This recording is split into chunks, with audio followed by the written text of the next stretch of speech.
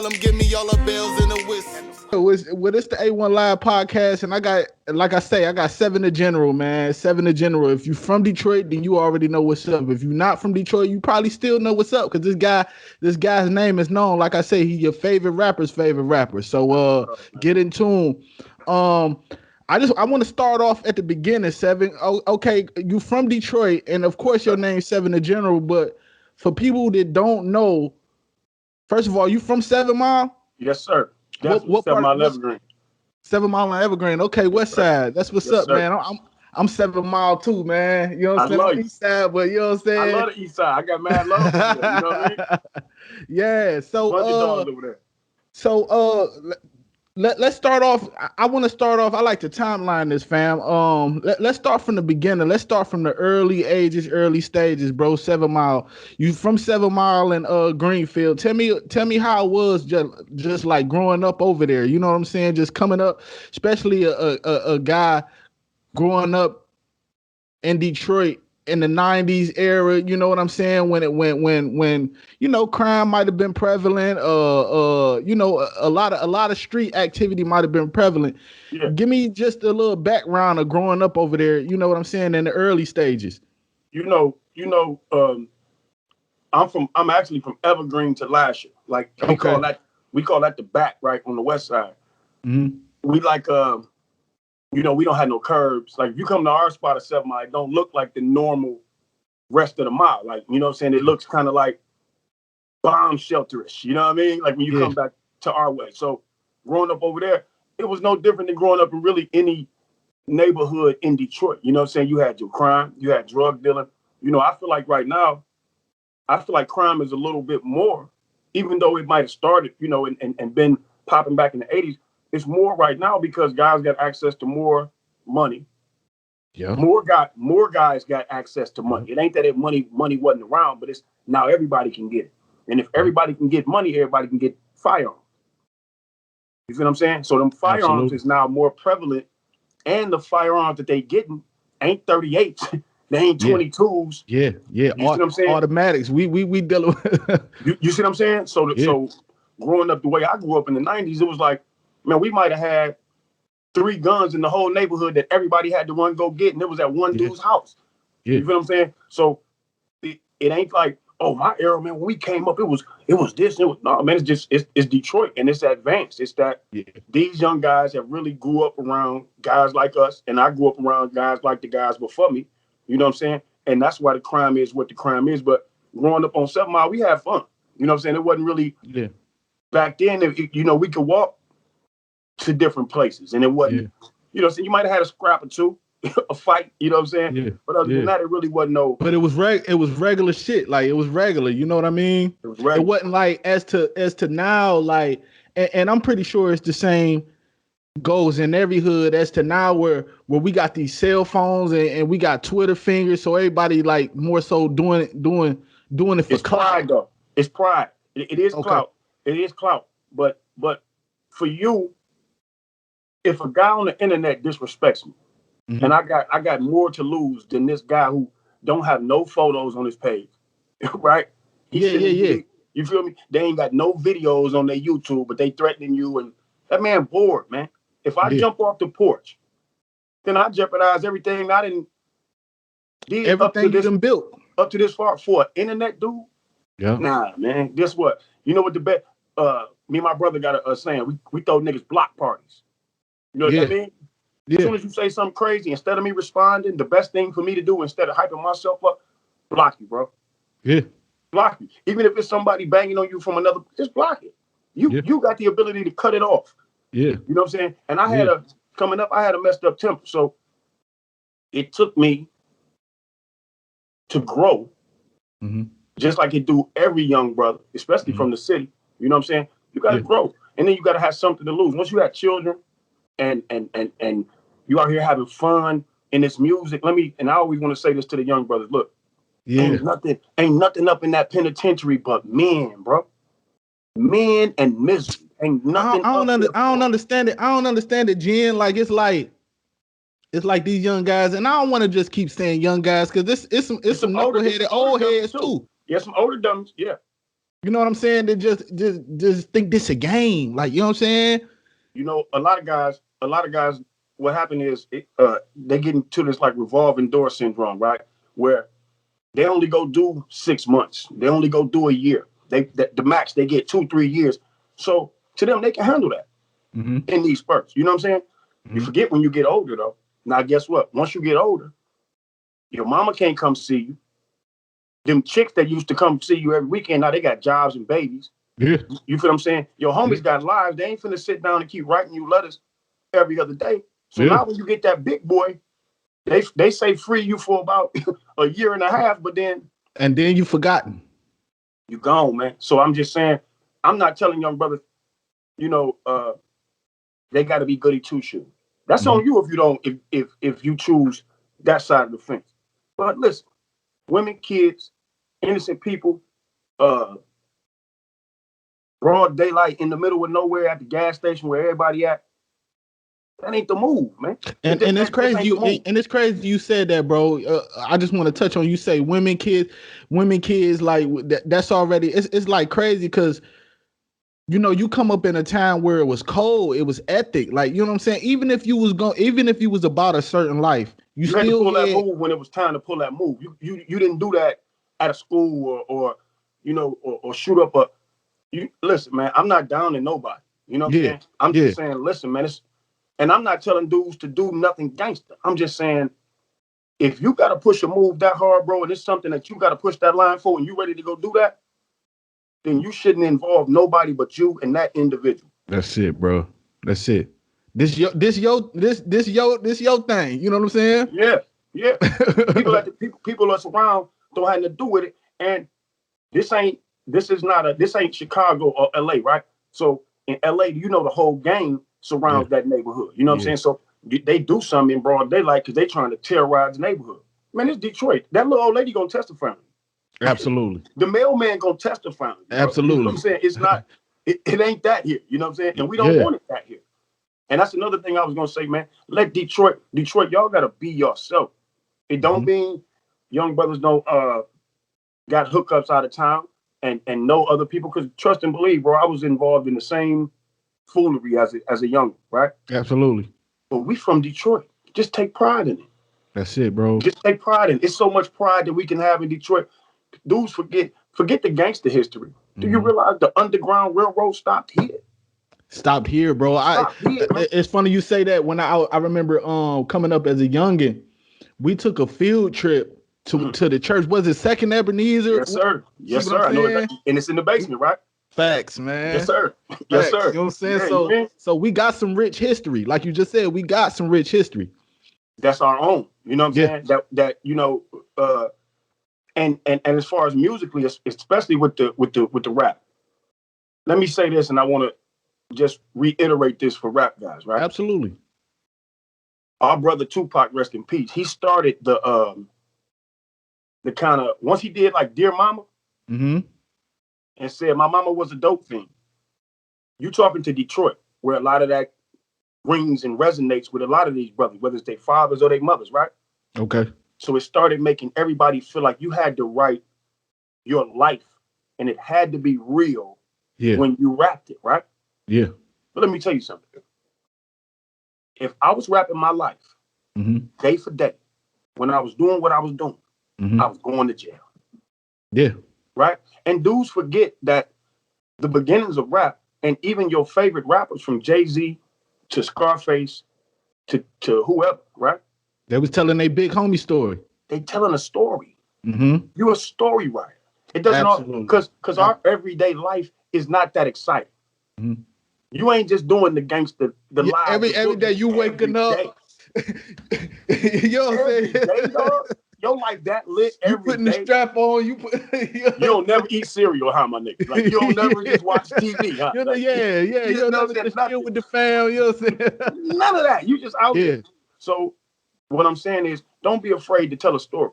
Okay. Don't be afraid, rappers, that you have to live a certain life to be able to rap about it. Don't think that you have to acquire the things that you're going to acquire in music before you make it in music to make it in music. Absolutely. You can't afford the Cuban link. And it's so Even if and it's okay. that's See, they what don't I even, mean.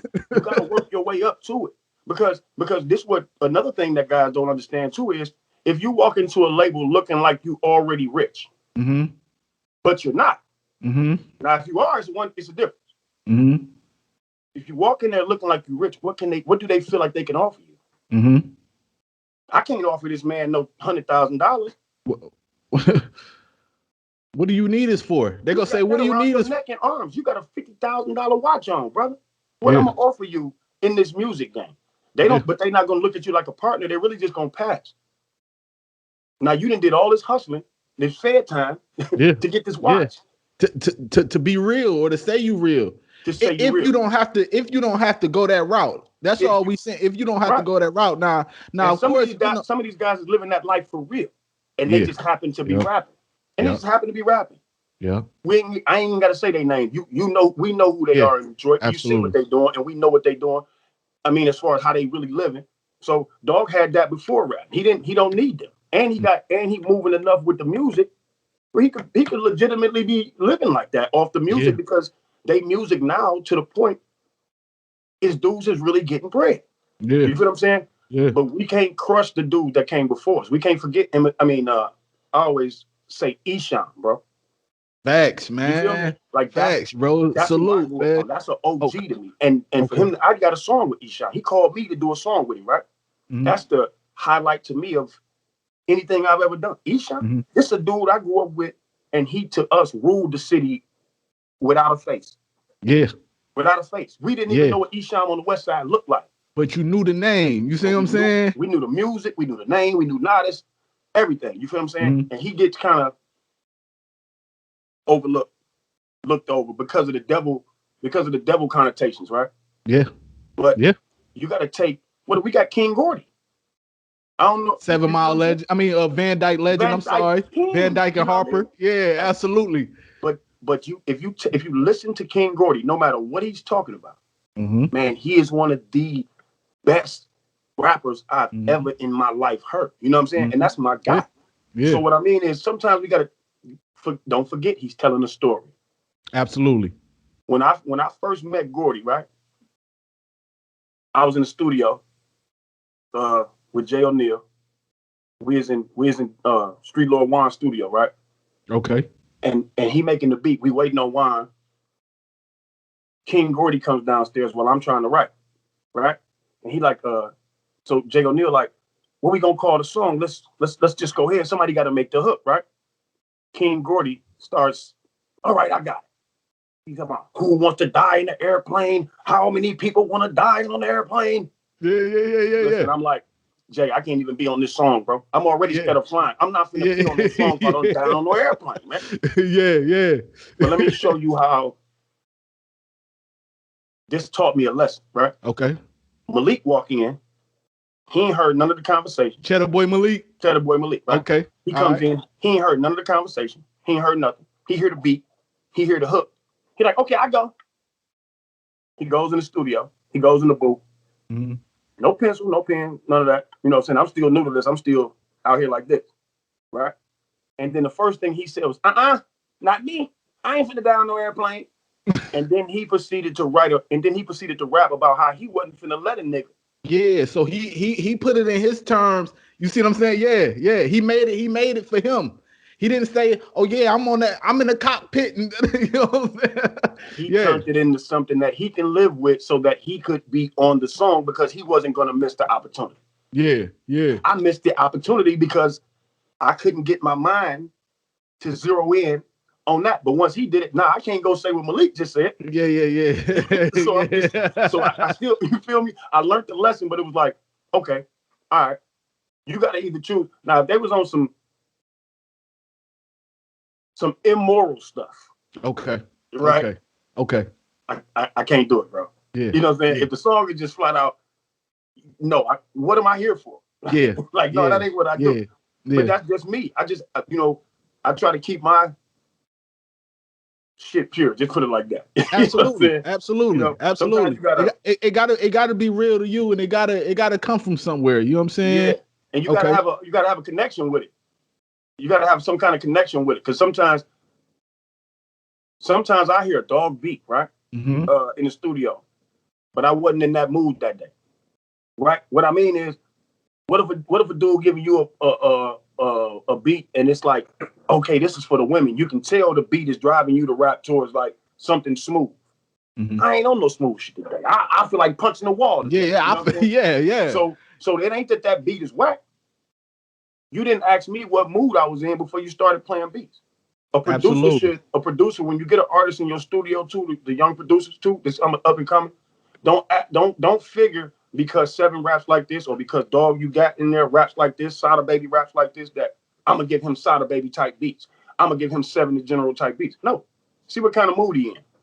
Absolutely. If he in an up mood, if that nigga all hyper and he can't sit down, give him some hot, give him some up tempo. Mm-hmm. If he all laid back and smooth, you know what it is. If the nigga just regular, then give him some regular shit. You know what I'm saying? And that right there is the difference between somebody that make beats and a producer. A producer.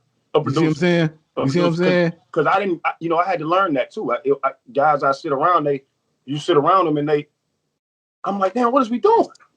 I'm thinking we just, you know what I'm saying? And they really gauging me. They really trying to see where you at. Okay. And then they started like a Nick Speed. Nick Speed will play 1,000 YouTube videos, right? Mm-hmm. Mm-hmm. And I'm sitting there like, what the fuck is we doing? Like, why is we watching YouTube? But he really watching me. Okay. He really trying to see how I'm acting off this energy from these YouTube videos, which is samples that he probably about to use. Okay. But he's trying to see how I'm gonna react to it. Mm-hmm. And I'm kind of like, all right, Speed, that's dope. What's next? That's cool. Yeah. Right? Yeah. But then you got to do like Helliver. Helliver doesn't say nothing to you. Mm-hmm. Helliver sits there and plays with his toys, right? He got a damn transformer, robot, Bumblebee, right? He sits there, he plays with his Bumblebee. You in the studio rapping your life out. And you will say some dope shit. It's dope to him. And you know it's dope to him because he, right? Yeah. But he gave you an assignment. And that assignment says green trees. Mm-hmm. You went there and wrote about blue dandelions. Yeah. He ain't gonna say shit. Yeah. He waited till I came out. He was still playing with his thing. He said, yeah, Sid, that was dope. But you ain't talking about what the song talking about, so you're gonna have to do that over. I had never had somebody, yeah. But he was so nonchalant about it. Like, this is, to me, it told me like, oh, that's how niggas work. Niggas ain't in their feelings. He don't care. He like, no, you got to redo that. And he probably, and in his mind, with the way he did it, he probably would have had me redo it 5 more times. Absolutely. Without even thinking about it. Yeah. So imagine what Dr. Dre probably put niggas through. Yeah. To you know what I'm saying? To get that, to get the best, you know what I'm saying? To get that 100%. Because if you ain't gonna go 100, why go? Like, you know what I'm saying? You feel me? There's no sense in doing it. So let's start from the beginning, bro, because like I say, you started and I want to say like the 90s. I want to say this is before my time. I'm a young bull. I'm like 34 years old, right? I'm a young. You like my brother? Yeah, you see what I'm saying? So I saw somewhere where it said you started your music career. You started music battle rapping on the lockdown. Yes, explain that. Get into that a little bit. Explain like how that even, like how would you even, you know what I'm saying? Well, explain that a little bit. Again, like I say, man, I was a little wild as a youngin', right? And I ended up in the penitentiary for not telling on my 2 homeboys. We'll just put it like that, right? Salute to that. So pay attention to Takashis, all the Takashis of the world. And another thing is, the internet still don't know who they is. If you go look, you can see them on my page and they talk to me. And they'll tell you who they is, but I still never say who they are, right? Absolutely. So anyway, I was in quarantine. This around Snoop Dogg time. Snoop Dogg is the hottest rapper in the world, right? So when I get locked up, everybody's rapping at me like Snoop Dogg. They and whoop and they gangbang rapping. So yeah. I was a freestyler, and I probably had just started freestyling right before I got locked up. You know, I started smoking weed, and once you get high, you think nigga, I'm the dopest rapper in the world. You know what I'm saying? It just popped like that. That's what happened when you first start. So I'm in the we waiting to go to eat. They call it chow. You know what I'm saying? I'm waiting to go to chow, right? Absolutely. And this dude, he's so dope. He's beating on the table and he's rapping at the same time. At the same time, yeah. But he rapping at me. Mm-hmm. Well, you won't. Cause you know you, yeah. Listen, man, because he ain't sweating up on me like he's trying to whoop me. Oh, you just want to rap. You want to rap. Well, let's do this. So I go and rap against him, and the dude good. But how I won is it's my turn, and the bell rung to go eat. Okay. Right? Okay. And I used that because I was freestyling. Yeah. I was like something, whatever, and it's child time, motherfucker, and walked off. Everybody, oh, started. Went crazy, and that started the thing in me, like, oh shit, look what I did. You know what I'm saying? So from there, I would sit in my room, bro, and watch Rap City or whatever, and write raps every day because I was refusing to let somebody catch me slipping and beat me rapping. Yeah. So, you know what I'm saying? Because at first I was just freestyling. So by me doing 10 years, I never lost. Okay. Anybody that I also had. It ain't gonna be nobody that was sitting down with you come out and be like, hold on, hold on. If you check any of my interviews, right? Yeah. I've been saying the same thing. Story ain't changed for 10 years. I've been home. Actually, I've been home since 2003. Okay. This is 21, right? Yeah. That's going on 18 years, right? Okay. I never had it ain't a nigga that was locked up from 1994 to 2003 in the Michigan Department of Corrections that can tell you they even came close to beating 7 the General. Okay. At rap. Okay. And from 94 to 2003, I'm not talking about any time before or after, right? Yeah. They was terrified of my name in every penitentiary in Michigan, and I hadn't even been to half of them. I had only been to 4. There was niggas in other jails lying, saying they was me when I left. They still doing it right now. Yeah. They're still doing it right now. But the difference is my music is in there. Yeah. So they can see my face. You see? So you can't keep lying saying that that's you. Yeah. So because somebody gonna say, no, here the boy go right here. Yeah. This is the one. We listen to cut it. and honestly, bro, what niggas don't know is that is still my biggest fan base. Because let me tell you a trick. In prison, if you want my music, you have to buy it. We used to trade tapes. Like you my homie, right? And you up the hallway, right? And you like, bro, let me see that Big Hurt, right? Or whoever was hot, right? Yeah. I give it to you. It's my tape. Now, it take 30 days for you to get a tape. If I order one, it take 30 days for me to get the bitch, right? All right. I give you my Big Hurt tape, but you like to go to child and whoop a nigga. So when you go to the hole, they gonna pack all your shit up that's in your cell. Guess what was in your cell? That Big Hurt tape. My goddamn tape. So it's gone. So I gotta order another one, right? Yeah. So my point is this: nowadays, now they got these digital things, like almost like iPods. Okay. Right. You ain't finna give a nigga your whole iPod to potentially whoop a nigga. And go to the hole. So if you want 7 the General, guess what you got to do? You got to buy your own. See what I'm saying? So while guys out here only looking at streams, Detroit has a fan base built in that would buy all of their music. So my suggestion to you younger up and coming rappers, get your music to the penitentiary. I'm gonna make sure that I get with you so I can send you the information, because it's a particular website now that owns it. Used to be if your shit was on iTunes, it automatically got to these sites. Okay. It ain't that no more. You got to go through like 2 or 3 particular sites. But if you on here watching and you want to find out before I get the chance to give him the information, just Google, you know what I'm saying? And the company is actually in Oakland. Really? Okay. It's actually in Oakland. And what they used to do was like, I don't know if you ever heard of Murder Dog magazine. The name ring a bell a little bit. It's an old magazine, but it used to be like the Source or something like that, double XL, right? And but they cater to like dudes in the jail. Like it's kind of like Feds or what's the one nigga? What is it? OZ or what is it? Yeah, As Is and one of them and all of they all cater to dudes in the joint. And my man Harlem World, shout out to Harlem World, he's still down at Greenfield Plaza, right? He still got a bookstore and a video store. And what he do is the magazines from all of those companies from different places around the United States that service the penitentiary, he get them to his business and he makes sure that he get them orders that them dudes is trying to find, the magazines they can't find, he get them to them. Okay.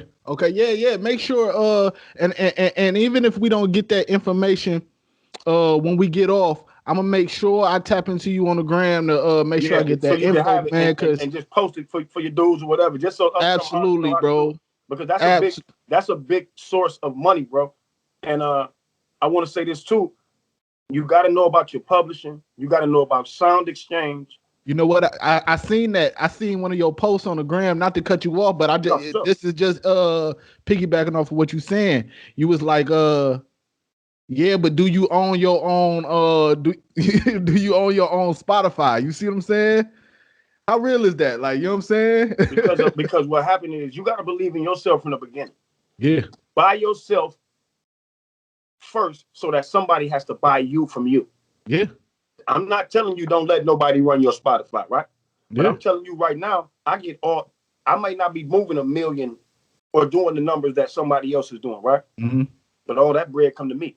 Absolutely. Every single quarter comes to me. Not only that, if I don't believe in you, I mean, if you don't believe in you, like, how do I, like, what, you know what I'm saying? It's only so much I can believe. Like, you don't even. And a lot of times these guys believe in themselves. They just don't know the streams of revenue, where they come from. Okay. You feel what I'm saying? They don't know about BMI, ASCAP. They don't know about Sound Exchange or, going through a aggregator. An aggregator is somebody like CD Baby, TuneCore. When you don't have a deal, it's these little things, right? DistroKid or something like that. Yeah. But let me tell you, to me personally, you always want to go with a company that you don't have to pay to keep your music up. You want to go with a company that's going to take their cut when you make money, like a record store would do. Because Lord forbid anything happens to you, right? And you're not there to pay to put your music up, then what happens? It comes down. Now your kids got to figure out how to put it up, or your family got to figure out how to put it up. But you should already have it in place where you just constantly generating the bread. Absolutely. And it never is perpetually there. But I'm not gonna diss TuneCore. I'm just saying, like, you got to pay them every month to restock your own album, or every year, something like that. Like it might be once a year, but whatever. Because I know like TuneCore. Well, TuneCore, I think it's like monthly or yearly. You'll make bread though. You'll eat. Because definitely I was making money off of there. But I came out of there and went to CD Baby a long time ago because they do the same thing, but they don't take your music down. Absolutely. So they might take a bigger cut. But to me, I'm like, it's almost like me, instead of me paying for it monthly, I'm letting them eat a little bit off of what I'm doing. But the record store used to do the same thing. That used to be another hustle. You know what I'm saying? That was so lovely. That's another thing that's different from music. If you sign to a label, you still have to pay a publisher anyway. You see what I'm saying? So that's all you really paying the label. Really what happens a lot of times, and this ain't all the time, is that the label owns your publishing. So when you get a publishing check, if you don't negotiate to the label that I want parts of my publishing, you don't get none of that. You don't get none of that, bro. A lot of times back in the day, them artists only got whatever percentage of music they own. Like, say they got like 30% off the album sales. Okay. Right? They got the 30% album sales, and then they got whatever they got performing, and the label didn't get to touch they 30% or their performance, right? But it was so much more money. This way before iTunes, but it was so much more money that was already coming from the publishing side. The publishing gives you 2 checks, and dudes don't know that. Both sides, like let me show you something. Say you go to iTunes right now and downloaded my single for 99 cents. Okay. I'm gonna get the 99 cents, right? Up front. That's from this side, from iTunes. Then I'm gonna get 9.1 cents from my publishing because it's as if when the moment you downloaded it, it's as if I performed it on the radio. So they paying me for that stint of you downloading. And I want to say because you schooling me too, like, right? Because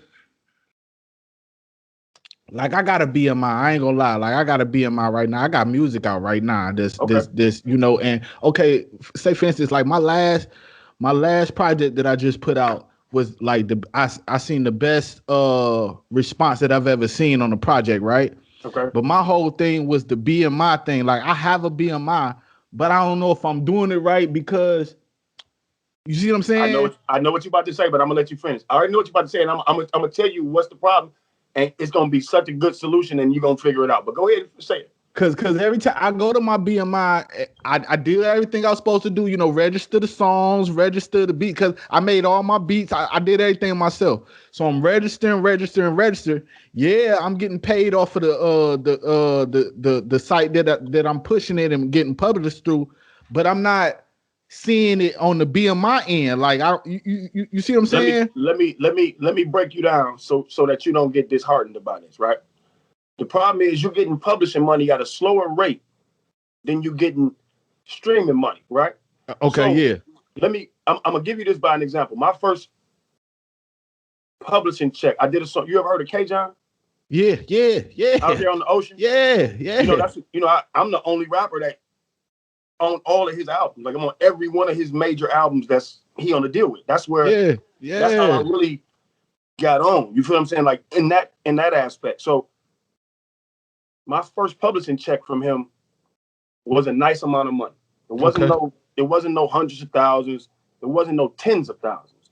It was a couple. It was nice though. It was nice, right? Yeah. So when I got it, I thought, first of all, I thought it was going to always come like that. My next check was $7. Okay. 7, not 7D, not 7 racks. Yeah. I said, something must be wrong, brother. Yeah. I'm like, how? So I run straight to my little lawyer, right? I'm like, what's up with this? How I go from 7,000 to $7? And she said, oh, wait, first of all, your first publishing check, anytime you sign to a major label or you working with a major label, it takes 2 years for you to even see your publishing check. So what you done did was accumulated all of that money in an escrow until it was time to pay for you, because they got to make sure how many. Back in the day, they used to press up physical albums, right? Right. And they would ship a certain. The record stores would order like a certain amount of records. If those records don't sell, what people don't know is the record store could sell those records back to the label. Wow. Okay. And the artist is charged for them albums that were shipped but not sold. Right. Right. Do you people what I'm saying? Yeah, absolutely. We talking about so K-John didn't see as much money because he had to recoup. And the reason my next check was so low is because now he's on to a new album. Yeah. He ain't even messing with Universal no more. They not pushing this. So guess what? The traction is different. All that got shit. Yeah. But another thing, the key is this. Before I even did with K-John, I was making music, but I wasn't seeing nothing in my BMI. I'm like, what's going on? I'm seeing it. You have to make $100 first. Got you. Boom. You see? You have to make over $100 or more first to start seeing every penny. Anything after that? Yes, sir. Okay. So that's why I was telling you, you make publishing money at a slower rate than you do the spend money. So your publishing money coming at pennies, 2, 3 pennies, 7, 8 pennies, 9, 10, 15 cents. Every time you play it on the radio or on some platform you play, it's coming at a small rate. But when somebody downloads it or streams it, 150 streams, bro, is a full download. Yeah. 1,500 streams on an album is $10. That's why an album is only 10 songs now. 10 songs, 150 streams is $1. That's the reason they downsized it. You know what I'm saying? Yeah. That's why dudes making $7 they making 7-song albums. And another thing is, you notice the radio only plays a song for a certain amount, unless you're a big star. If you're a Drake, you probably can get that whole length, right? Other than that, they probably blending it and chopping it up. So the underground artists started making shorter music. I was just finna say, which is why music is shorter. You remember you used to have the song used to be at least a good 4 minutes. You had 3 verses, you might have a bridge and a hook, this, that, and the third. Now a good song is probably 2 minutes. Seconds. So what they trying to do is make you constantly rewind it so they can get the most views. Okay. Right. Got you. You go listen to it again. Hey, look, I'm in school right now. Like, yeah, word. You gonna continue to listen to it. But that's what they have to do, because what they used to be was the length.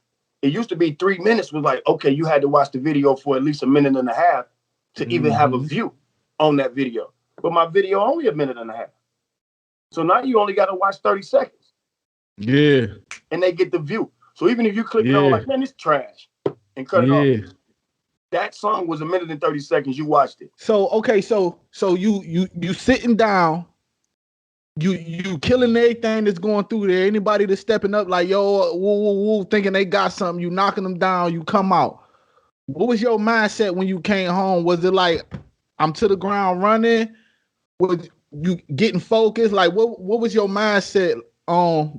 Yo, I got to get to the paper. Like, what? All right, let me do something with this rap. Let me hit a studio. What was going through us?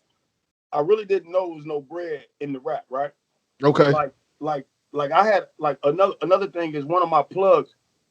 My focus was I got to get an album done. Number one, right? Can you hear me? Yeah.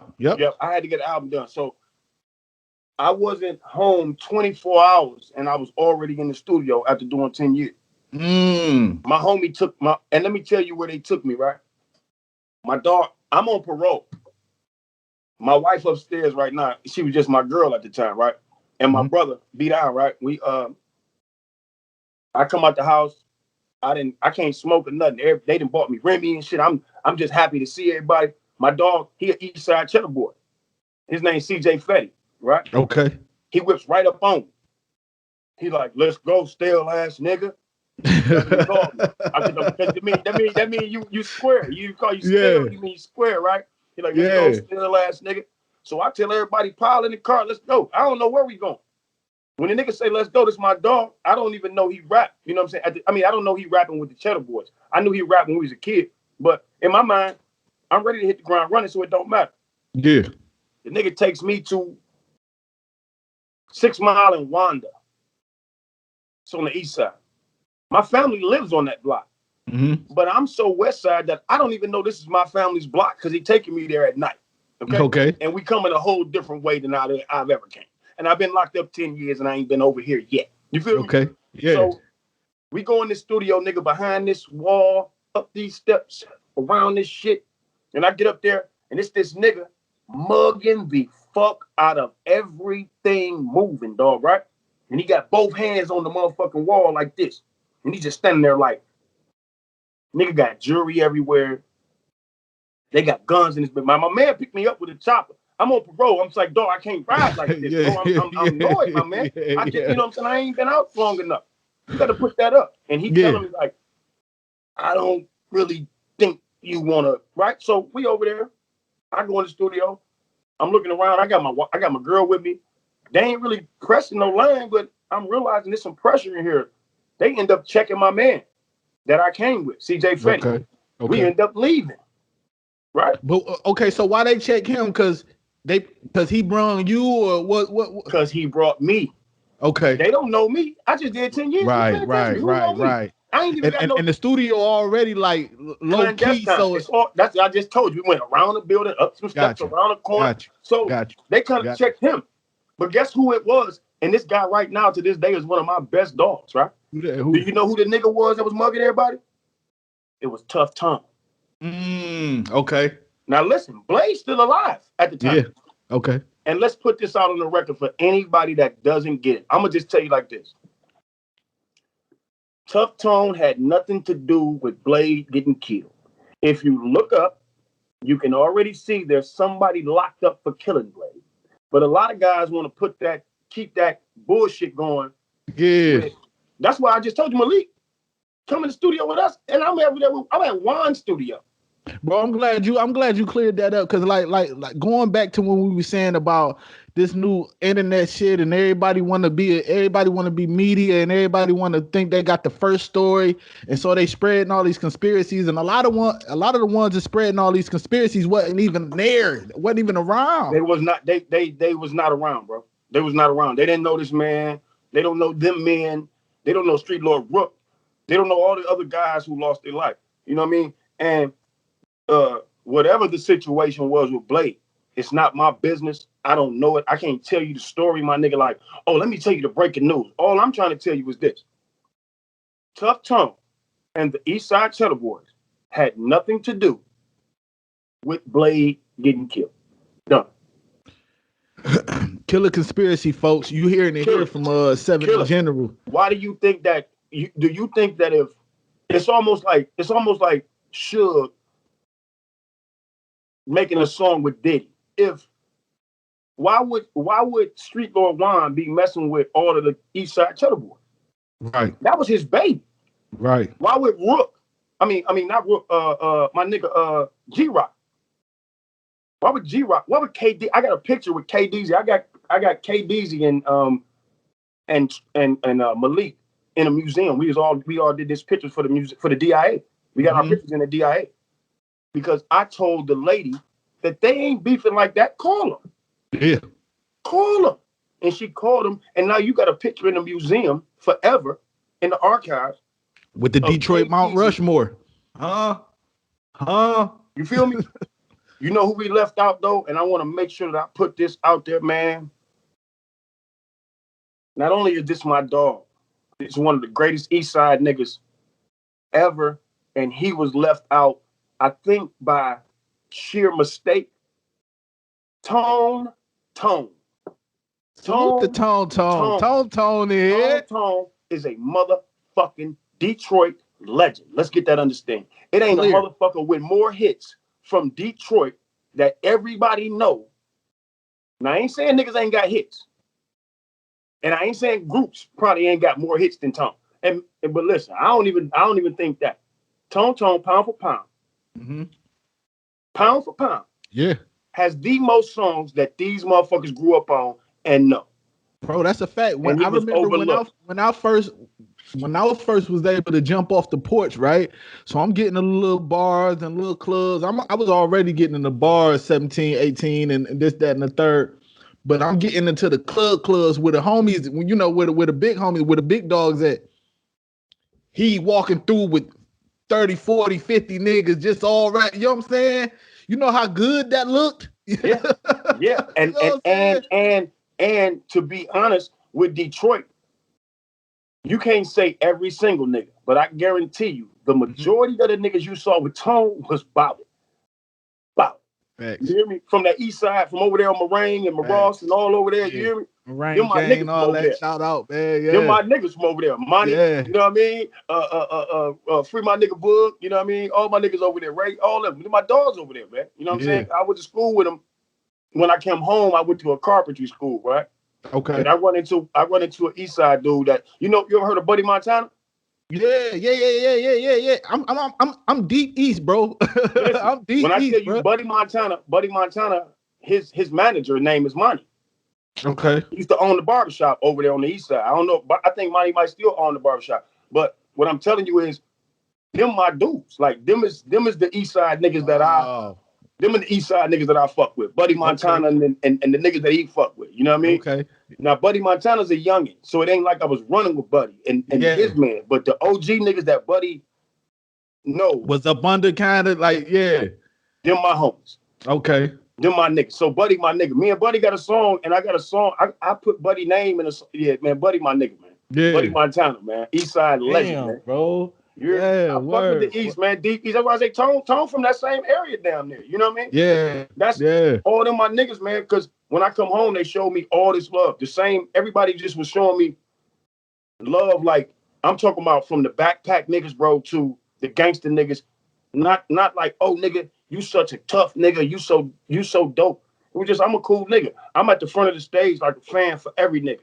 Absolutely. If you was on the stage right now, bro, me and my wife, bro, and my brother be at the front of that bitch, nigga, cheering you the fuck on. Absolutely.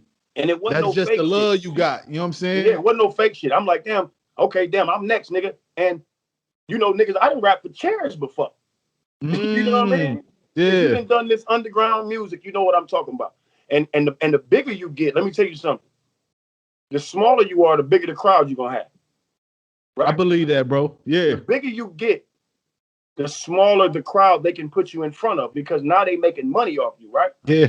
So what they're gonna do is they're gonna book the show, give you your bread, but then they're gonna hire all these other, they're gonna make all these underlings pay. Like all these other up and coming niggas, they're gonna make them pay $150 or whatever, or $100 and something to be on this show, right? Mm-hmm. And Dog and them gonna bring their people. Once they perform, them and their people gone. They gone, bro. They right? gone. You hear they me? Ain't here to see you. So when you out of here, nigga, I'm rapping at chairs, but I got paid. You see? You know, that's not really the move, though. That's not what you're supposed to do. Okay. But what it was, nigga, I quit my job to rap at the time. I was working for DTE. I quit my job to continue to rap. You hear me?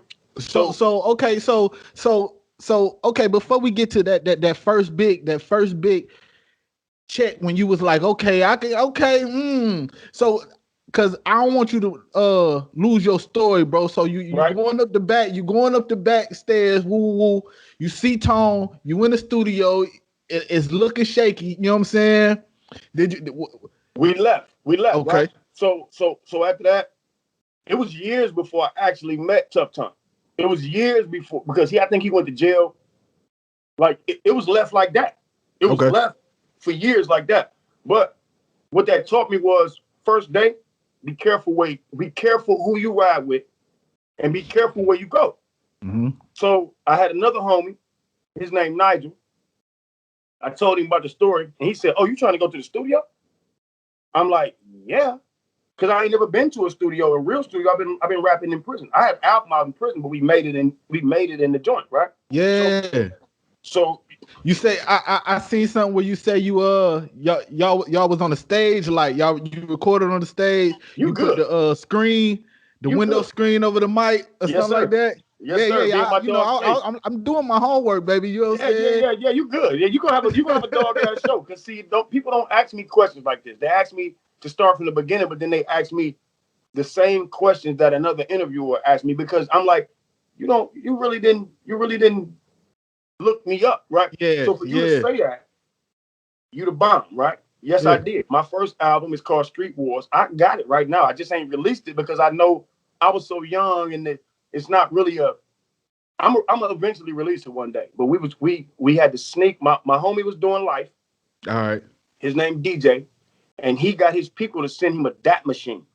Mm-hmm. And the hook didn't know what it was. It's kind of like, okay, you know what I mean? Okay. It's kind of like that. They didn't know that it can record. And the boy was doing life, and he was tapped in, right? Okay. So he was banging the lady that was doing the property intake, and he got to scratch the word record off the thing and get the thing in there. So we recorded the album. But the only way we can do it, we had to sign up for the music room, and it was called the LTA building, Leisure Time and Activity, right? So we would sign up for the LTA building, go on the stage like we was practicing to do a show, because they would have like these different rap shows, right? And what Dog was really doing was recording us. But we didn't have no 2-3 tracks at the time, so I had to be my Dog ad-libs, and he had to be mine. Yeah. Right? And then he figured out later on how to layer the tracks. Okay. So then we eventually came in and overdubbed and put some extra shit in there. But we literally did that album, and we had 30 days to do it. Mm-hmm. And my homie said I needed 10 songs, and we couldn't tell nobody. Right? Mm-hmm. So 7 went and got his homeboy Face. We did 10 songs. We did more than 10 songs. We actually did 17 songs in 30 days. Okay. But I damn near told everybody. Because my homie was mad at me. Like we fell out. We fell out because he's like, y'all can't get caught with this equipment. Number one, right? So you can't be letting these niggas that's gonna tell everybody know what we doing, or he gonna get knocked with the equipment. But I'm so geek, bro, that I didn't created an album that niggas can listen to. I just told you I'm undefeated. Yeah. So now I got something for y'all to hear. Cause in my mind, I don't think I'm coming home, bro. I think they're gonna try to bang me and keep me for life. You know what I'm saying? Mm-hmm. Eventually. I didn't have life, I only had 10 to 20, but I thought they was gonna at least keep me for 20 years. Yeah. So I was trying to be on some bullshit like, you in here, you know what I'm saying? Keep flopping me until I was into 20 years. You know what I'm saying? So I'm like, okay, fuck that, man. This is my dream. This is the moment. This is it. Everybody got to hear what I did. So I was secretly letting niggas hear it. Dog didn't never get knocked, but I was secretly letting niggas hear it. And the only way niggas would know, because I was letting solid niggas hear it. I made some shit, like the first mixtape that I made, it really wasn't a mixtape. It was just some shit, again, that I was passing out in the hood. I passed it out. Some niggas liked it. I was really doing remixes of like Jeezy shit, or whoever was out at the time. I wasn't really getting beats, you know what I'm saying? So you wasn't to the point where you writing your own songs, you know what I'm saying? Woo. Yeah, okay. Yeah, because I was still, first of all, I didn't know what a studio was. I was wasting my homeboy money. I would go in the studio and I thought going to the studio was go to the studio, drink, get drunk, smoke, party, freestyle, throw on the beat. Yeah, then figure it out. You know what I'm saying? And we wasting this nigga bread. He never said nothing. But I realized, you know what I'm saying? I realized, like, dog, we ain't getting shit accomplished. Like, I'm coming home, I ain't got no songs to perform. Like, what the fuck are we doing? Like, why we keep going? So what eventually happened was a guy, I don't rock with him no more. He got life right now too. But I can't never speak bad on the nigga at the time, because if I do, then what was you doing fucking with? Right? We just not friends no more. So his name is Swamp Dog. Me and him had dead time. So he was staying in Lansing, and he had a situation up there with some dudes, a label that he was recording with. But he was like, dog, I want to do something more. He's like, we should be a group, because we had these songs that we had already wrote in jail together, right? In St. Louis, Michigan. So he's like, we should be a group. He's like, but I can't be a group on this label with Dog and them, because they got me. He from Louisiana. He's like, they got me signed to these dudes. He's like, but I got an Albanian nigga down in Detroit gotta sign us as a group. And I'm like, sign us? I'm like, I don't know about signing us. I was like, what he talking about though? So he took me to the dude on Coney Island. His name is Vic Prenny. That's still to this day, that's my manager. Okay. The Albanian guy, Legends Entertainment, that you see me with, that's still to this day my manager, right? But he took me to him, and they had a studio in the basement of a Coney Island on 8 Mile. Okay. So he like, you rap? I'm like, yeah. So he like, rap, right? So, but I just got out the joint. So I was rapping like raps that I had already had. But I was in the joint. I was rapping to no beat. We would write raps and then put them to beats. You feel what I'm saying? Absolutely. So he take me in the basement. I rap in these beats and shit. And so at the time, you didn't know. Did you know anything about counting bars? You ain't know nothing about counting bars. None of that. I knew the bars. I knew my bar system, but it was my content. It was what I was rapping about. I just came home from jail. I don't know. I don't know what's really going on in the streets. Got you. Because I seen somewhere where you was like even, you know what I'm saying, you was reading the dictionary, putting these, you know what I'm saying, getting these dictionary words, but they wasn't like, it wasn't making no sense to the. I would end up rapping the dictionary. Okay. I would end up rapping the dictionary. I thought reading the dictionary was gonna make my vocabulary better, because I had heard New York. Yeah.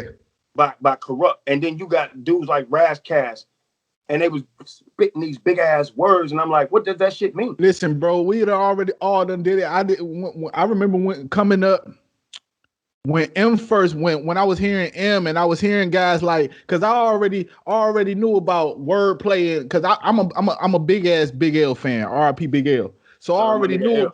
You see what I'm saying? So I already knew about that. But then when you hear M and he using all these intricate words and all this, so okay, so let me ask you a question.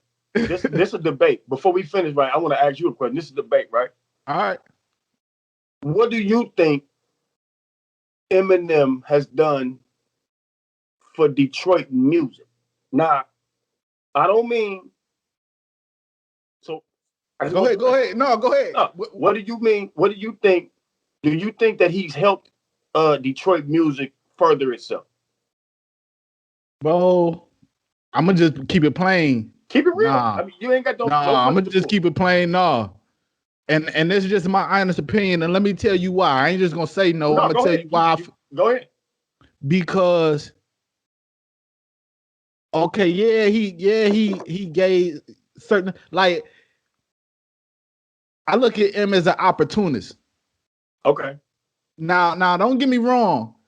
To come up and putting your homies on when you come up, we all do that, don't we? Right? But coming back home and this is just me. I don't know. I'm not there. I'm not behind the scenes, right? So, but going to get the guys like Trick, putting them on a song, that's easy. Exactly. That's easy. Going to get Dej Loaf when she the hottest of the hot at the time, that's easy because who wouldn't? So going to get Big Sean, who wouldn't? That's what I look at as opportunists. Who hot right now? And then let me put, you know what I'm saying? Now let me look like I got Detroit on my back. I'm glad you said that because I got a Vibe interview a few months ago. They hit me up and asked me, why wouldn't Sada Baby put Eminem in his top 5? Vibe magazine, bro. You can pull it up and look at it. Vibe magazine asked me that, right? And you know what I said? I said, let me tell you something. I said, because Sada Baby's never seen Eminem. Sada Baby and them made it on their own without Eminem putting anything or input or touch on that music. Mm-hmm. So why would they turn around and put him, who had all the power to already put them in position, and listen to their music and hear them? Why would they put them in their top 5? But let me say this to you. Mm-hmm. Every artist, if they put anybody on, a lot of artists don't put nobody on. Yeah. Nobody. Yeah. But a lot of artists put their homie on. So let me tell you this. 50 Cent may have signed Jeremiah, right? Yeah. But he put on Young Buck, Tony Yayo, Lloyd Banks. Gang. Stop. And not only just put him on, made sure, like Young Buck when he came first. Okay. Wait. Okay. Now Dr. Dre put on Snoop, Daz, Corrupt, Nate Dogg, DOC, Eazy-E, Ice Cube. Nobody outside of them. We're not talking about who them niggas put on. We're talking about who Dr. Dre put on. The umbrella. Now wait. Now go back. To 50 Cent. We're not talking about who the niggas up under 50 Cent put on. We're talking about 50 Cent. 50 Cent only put on G-Unit. Olivia and Jeremiah. Kid. And if you ain't G-Unit, you ain't him. Right? Right. He didn't put nobody on from New York.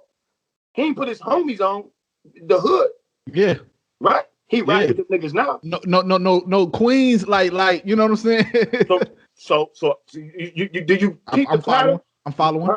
So let's go back to Eminem. Eminem was getting beat up and bullied.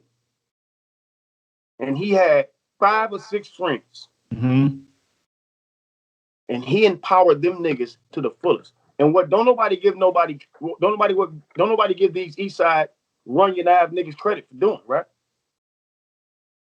Is I got a song with every one of these niggas individually. I know every nigga from Detroit. I guarantee you, every nigga that was willing to work with them, that was working, not just hot. We got a song called 14 MCs, right? On a compilation a while ago. And there's niggas on there that you probably don't, to this day, don't know their name. But because them niggas listen to niggas in Detroit, D12, niggas forget that the 9 Port, right? is still up under M every day. Every day. He is the ear for M. Got you. But what you don't realize is M is listening too. But you got a Paul Rosenberg who doesn't even let Eminem use his music on commercials. Don't let Eminem. So Eminem can't.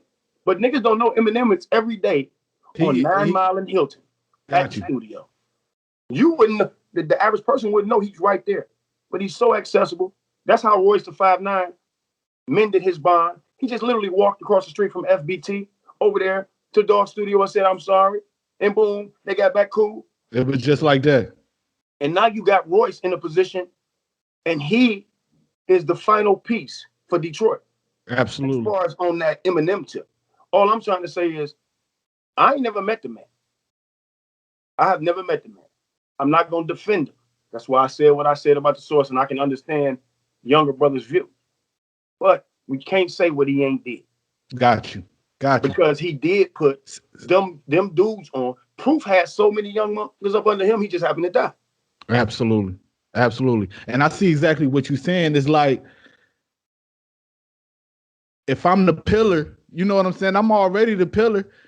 Now it's time for you to go. And then, like, I see exactly what you're saying, because if he don't maintain his pillarship, once Sada get to where he's supposed to, he gonna do the same thing.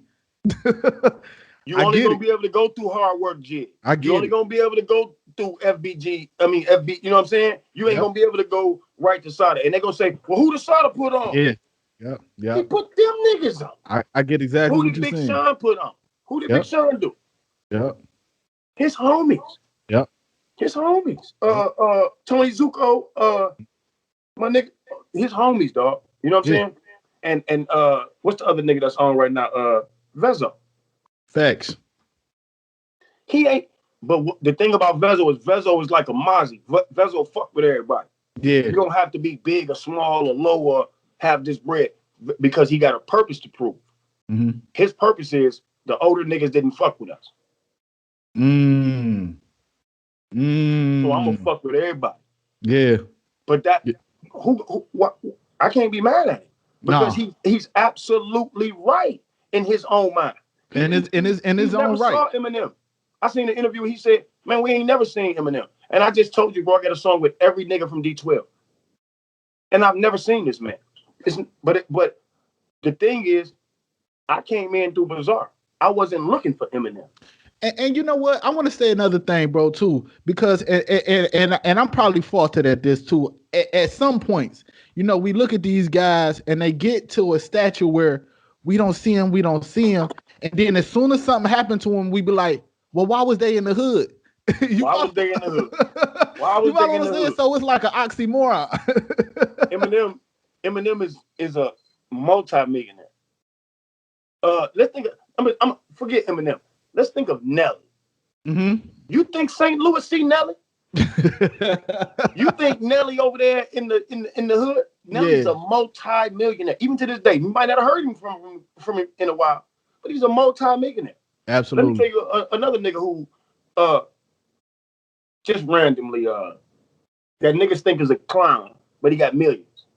Soulja Boy. Right. Do you realize that Soulja Boy wrote "I Whip My Head Back and Forth"? I whip my head. My daughters listen to that shit. Yeah. He wrote that for Willow. Do you know his publishing check? It's buku bucks. And to go back to what you Nelly.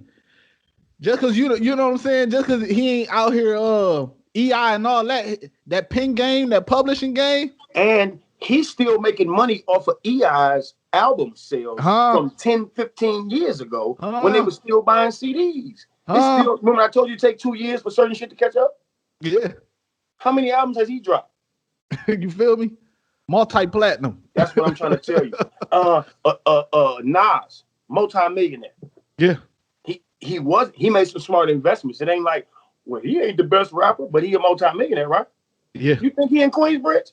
Nah. You think he in the QB? Chilling on the stoop? Nah. Smoking the doobie? Hell no, man. Because,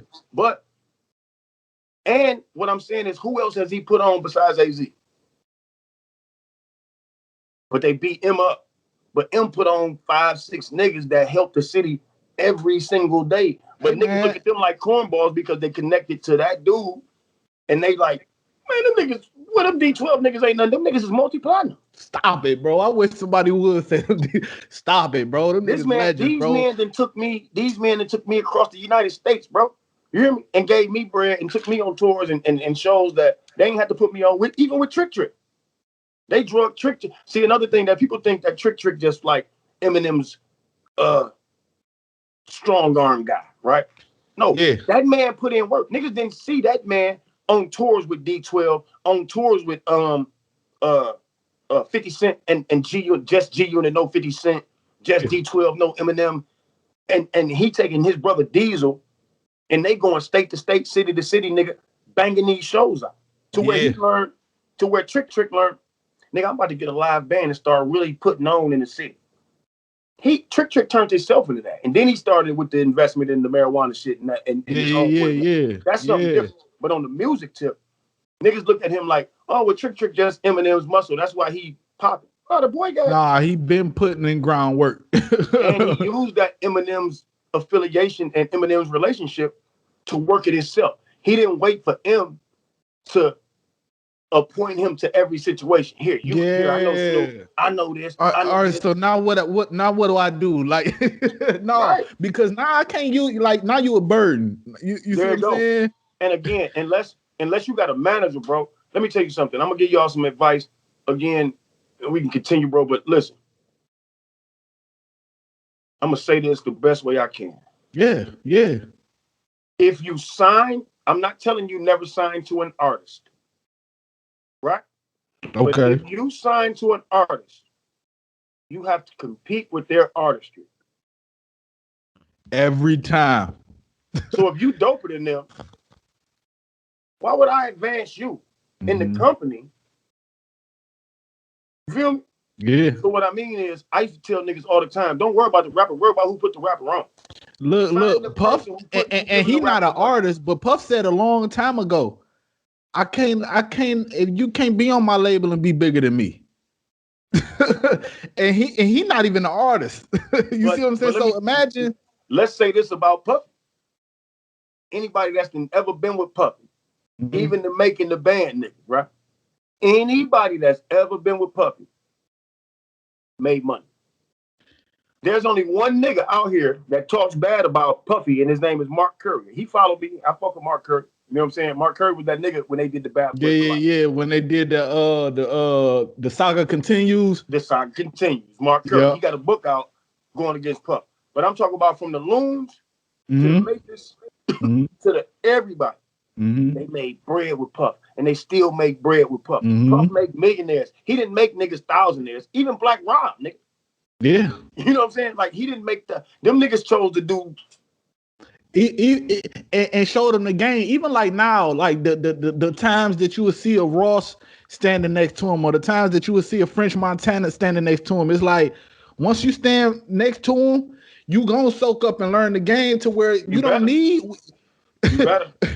With this music industry is this. You either want to be so artsy fartsy that you don't want to listen, right? And you can do that, you know what I'm saying? Because you got niggas like that, like Andre 3000. I'm an artsy fartsy nigga. I'm just telling you the truth. Like, then you got who I say, Most Def, right? You got these kind of dudes, right? And they only gonna make music when they want to make it. Absolutely. But they make such an impact when they make the music that it makes sense. Everybody can't be that. Everybody can't be that. And you can't look at these niggas. You don't know Tupac and Biggie. You don't know their situation. You don't know shit. But everybody like, man, fuck Pop. I mean, fuck Puffy. He was, he got Tupac killed. Lies. Fuck Suge a dummy. Suge wanted to bully everybody. He just whole ass nigga. He whooped niggas' ass. He was stupid. Suge was a genius.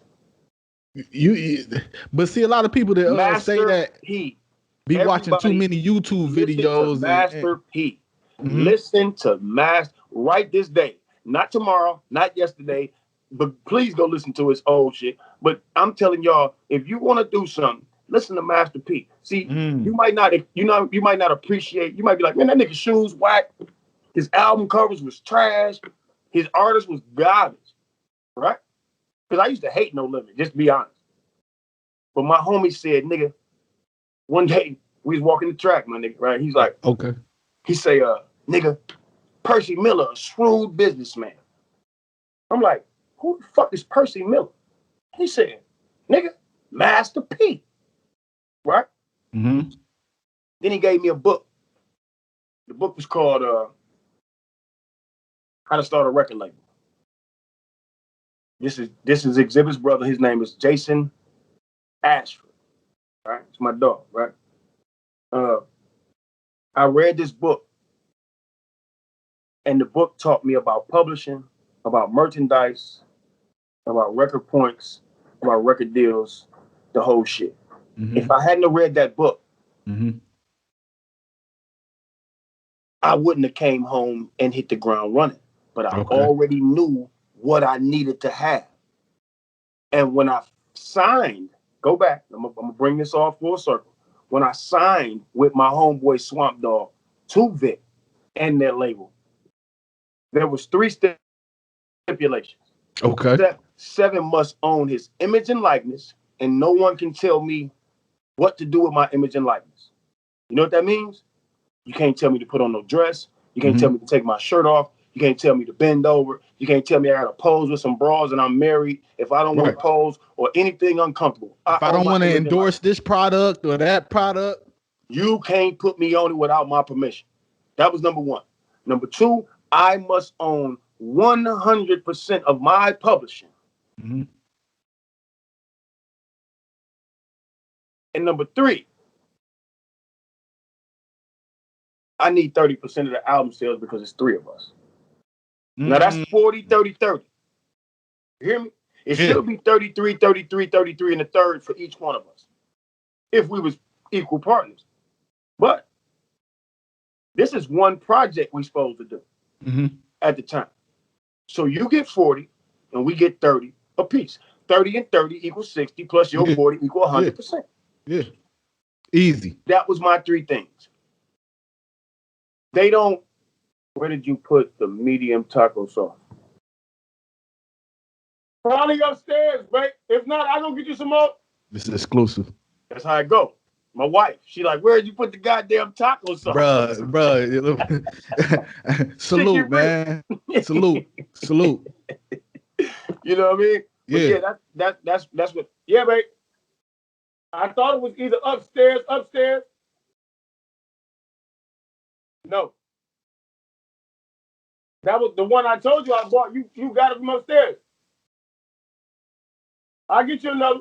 She wants taco sauce. My wife's in California, bro. She like eats tacos like a gangster. Like she definitely might be a Mexican, but she black. You know what I mean?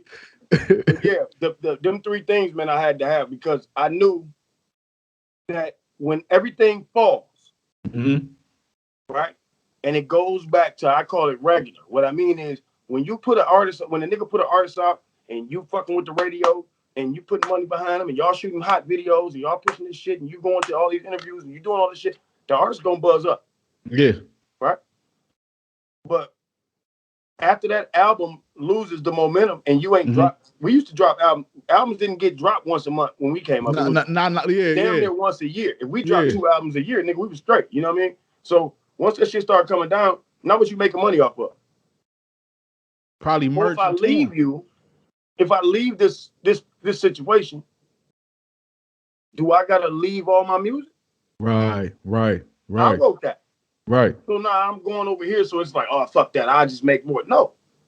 That's my blood, sweat, and tears. I want that, yeah. That's my blood, sweat, and tears. That comes with me. Yeah. So what artists don't know, it used to be 70 years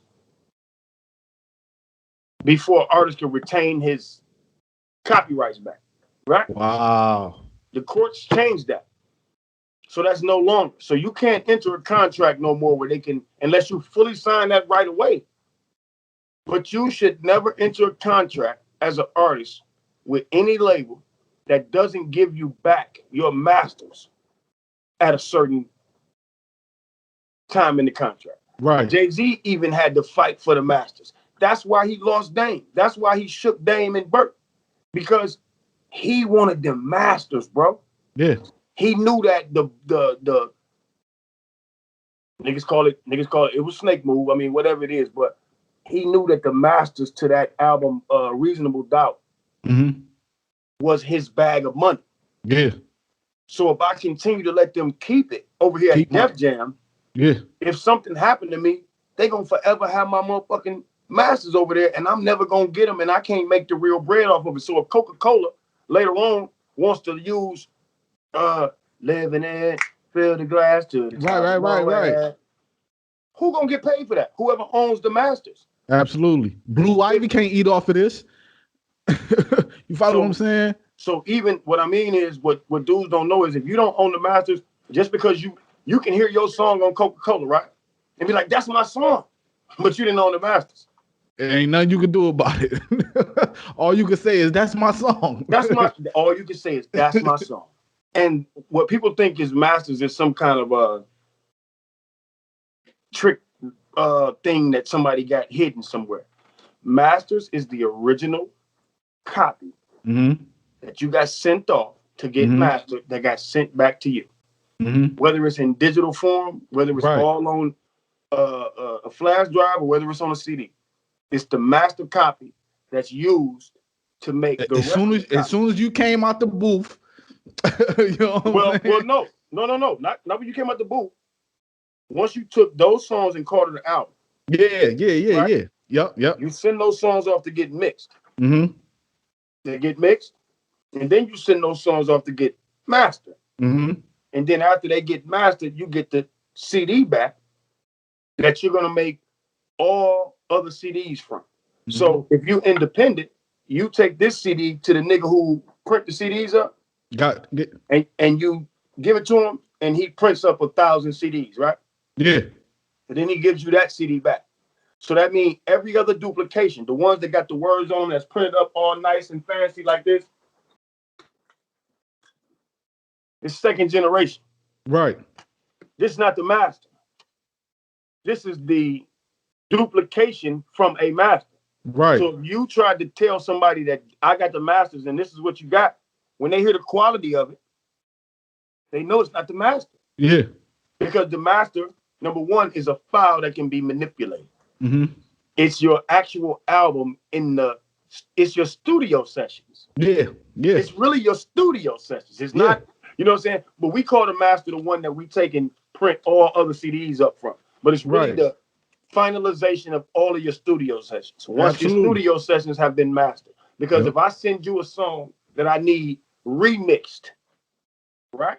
Then if you're a producer or a remixer, you can't take the 2-track and manipulate each individual track. You can't take a CD and manipulate the music. Right. You need the session. Yeah. So that you can go in and bring this level. Yup. That's the master. That's the master. Whoever possesses that owns the song.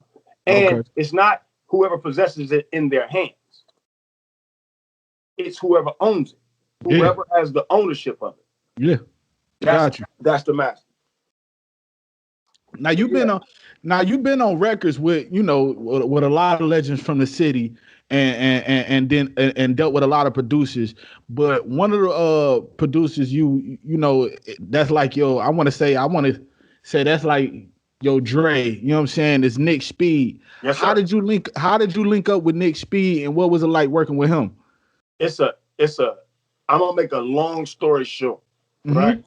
Me and Nick Speed have been working together. You know who Danny Brown is? Of course. Okay, Nick Speed. I don't know him personally, but I know. But you know who the person, exactly, you know who the rapper is, right? Exactly. So one of the album that Nick Speed produced for Danny Brown that made the most noise was called Hot Soup. Yeah. On that album, they had sampled my voice from a documentary called The Murder City. So seen it. Shout out to Al Prophet. That's my guy, Al Peasy. So they sampled my voice. I didn't know who Danny Brown was. I didn't know who Nick Speed was.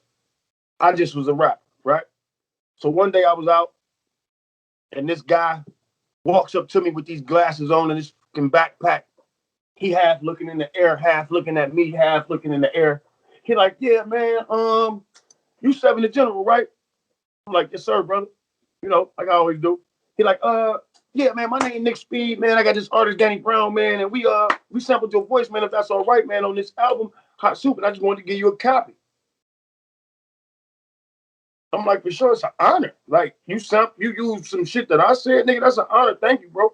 So I never opened the album because it was like a class. I still got upstairs somewhere. I probably got it in a seal, right? It still ain't even open. Okay. So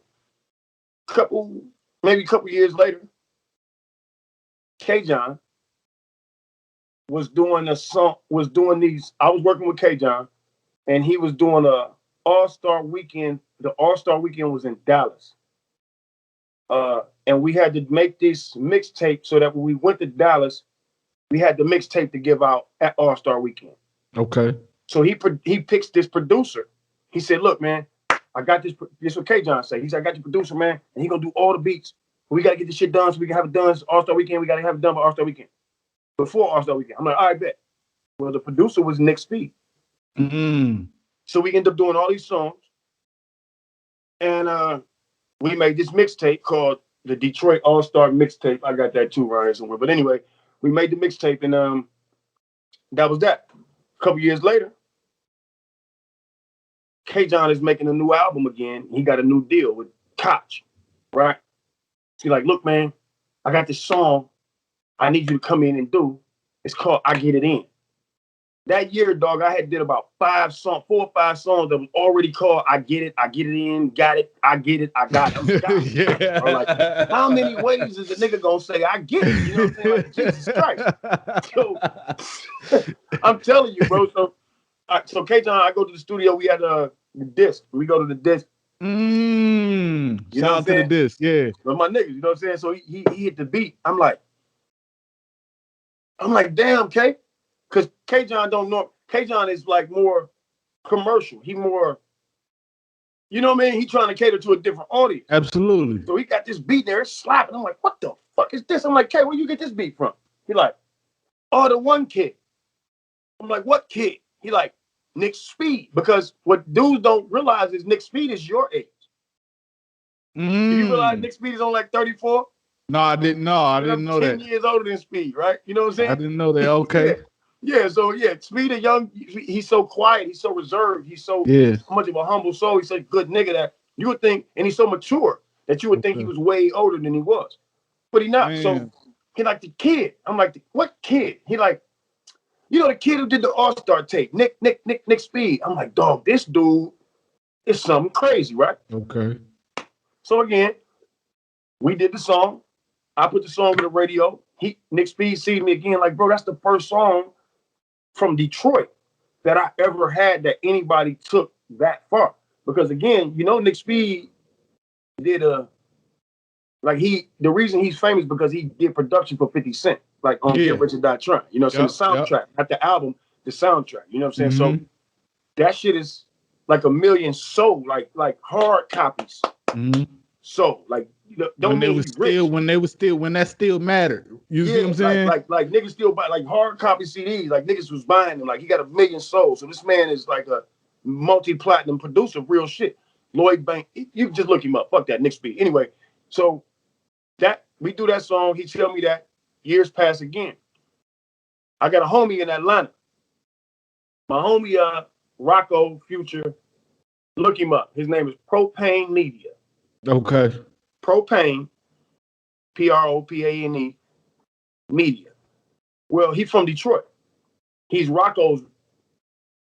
He was down there fucking with Rocco Future and all them before they even got big. Yeah. Okay. So he had this plug with live mixtapes. Back when live mixtapes was banging, right?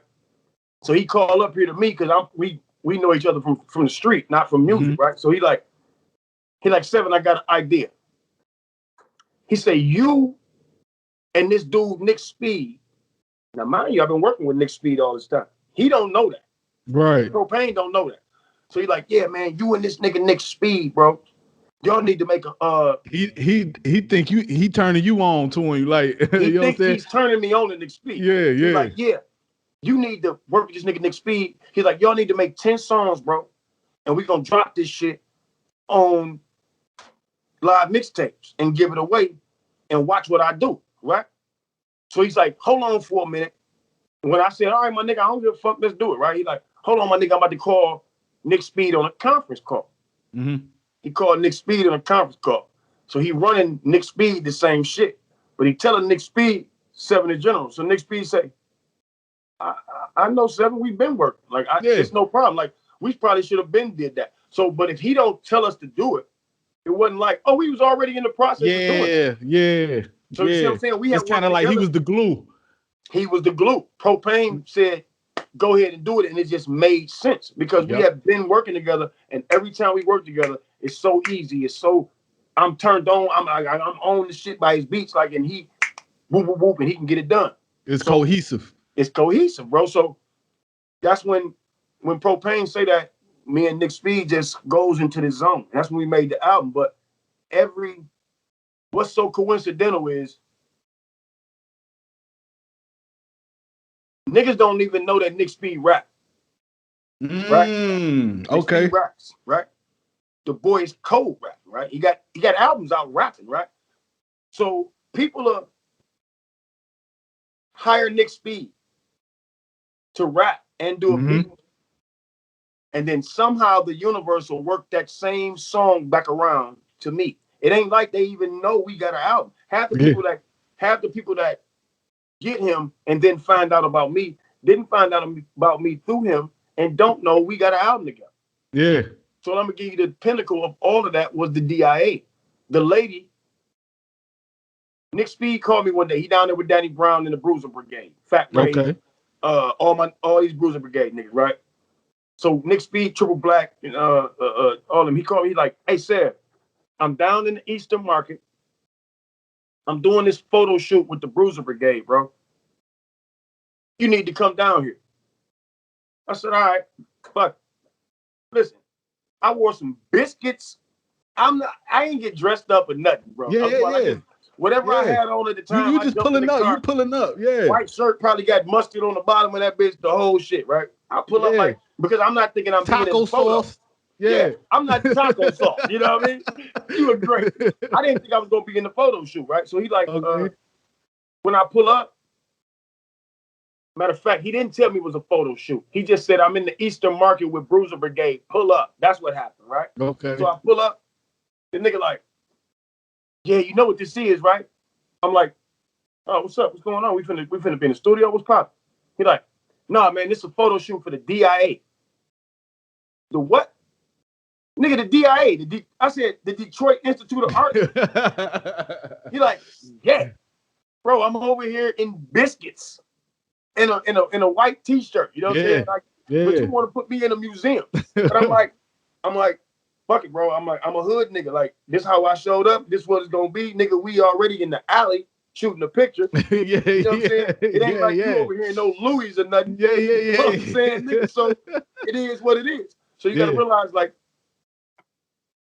the lady that asked us to be in the DIA.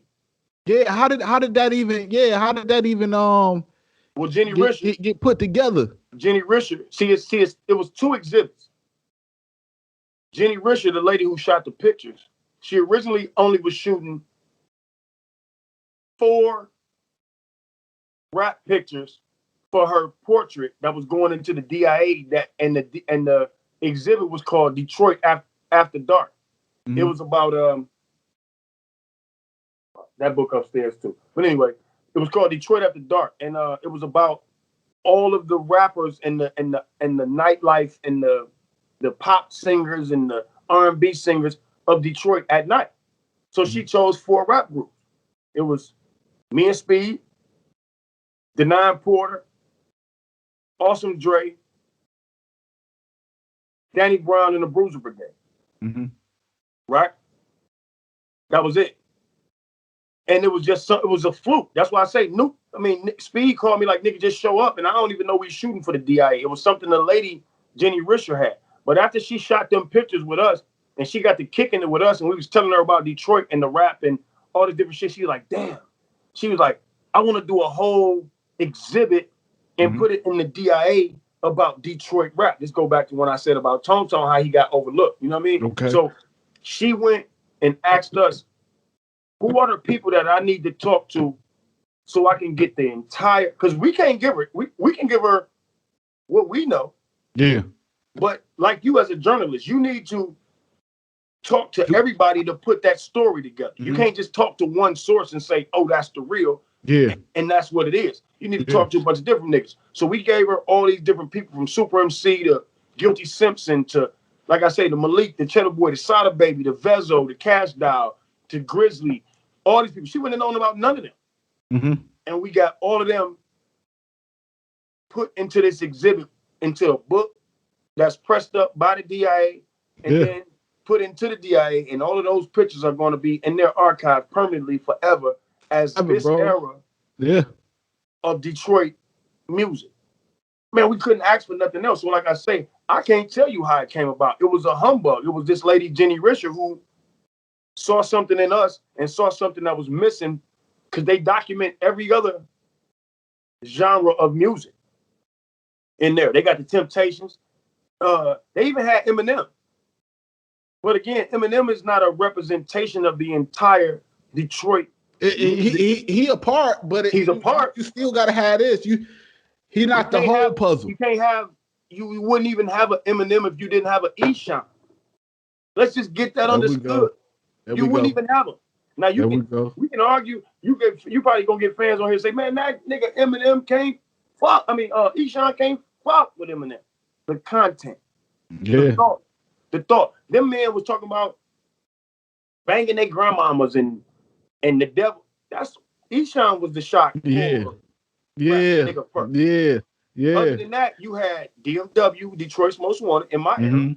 Them my niggas too to this day. I always give them, anytime I'm in an interview, I guarantee you can go back and I always gonna say Detroit's Most Wanted, because they was our BMF rappers, they was our YBI rappers, Pony Down rap, like whatever that boss era was, like how what's my nigga Babyface Ray them and all these niggas. That's how DMW. I ain't gonna lie. My older sister, because I was young bull when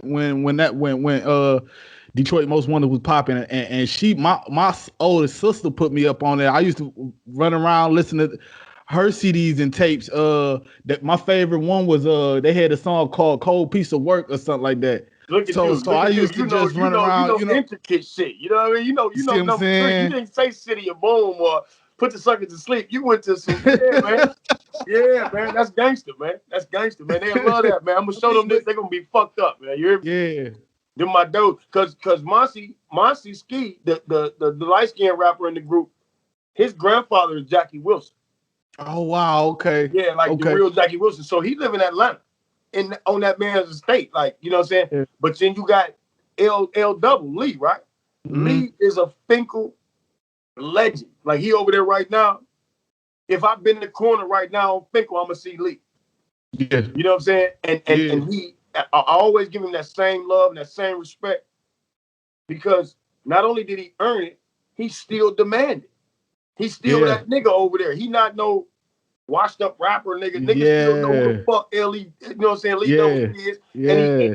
And he not fucked up. See, you see a lot of niggas that go to Pride and they can't even get the job because they want to be the nigga that they was 10 years ago. You know what I mean? Yeah. Well, you gotta eat. This music, that's why niggas risk their lives, bro. You want to ball for 2 years to do 20. Yep. You want to ball for 4 years to do life. Yeah. Nah, man, listen. You can have a legitimate source of income and you can do this music. But I'm going to tell you like this, like a nigga told me, same nigga, me and Tone used to have a same manager. His name was Doc. So did Al Nuke. Me, Tone, Al Nuke, Marquise Porter, a few other niggas, right? Had the same manager. When I first met the nigga, he said, let me tell you something about this music game, Seven. And he was dead serious. He said, it ain't for the weak or the meek of pocket.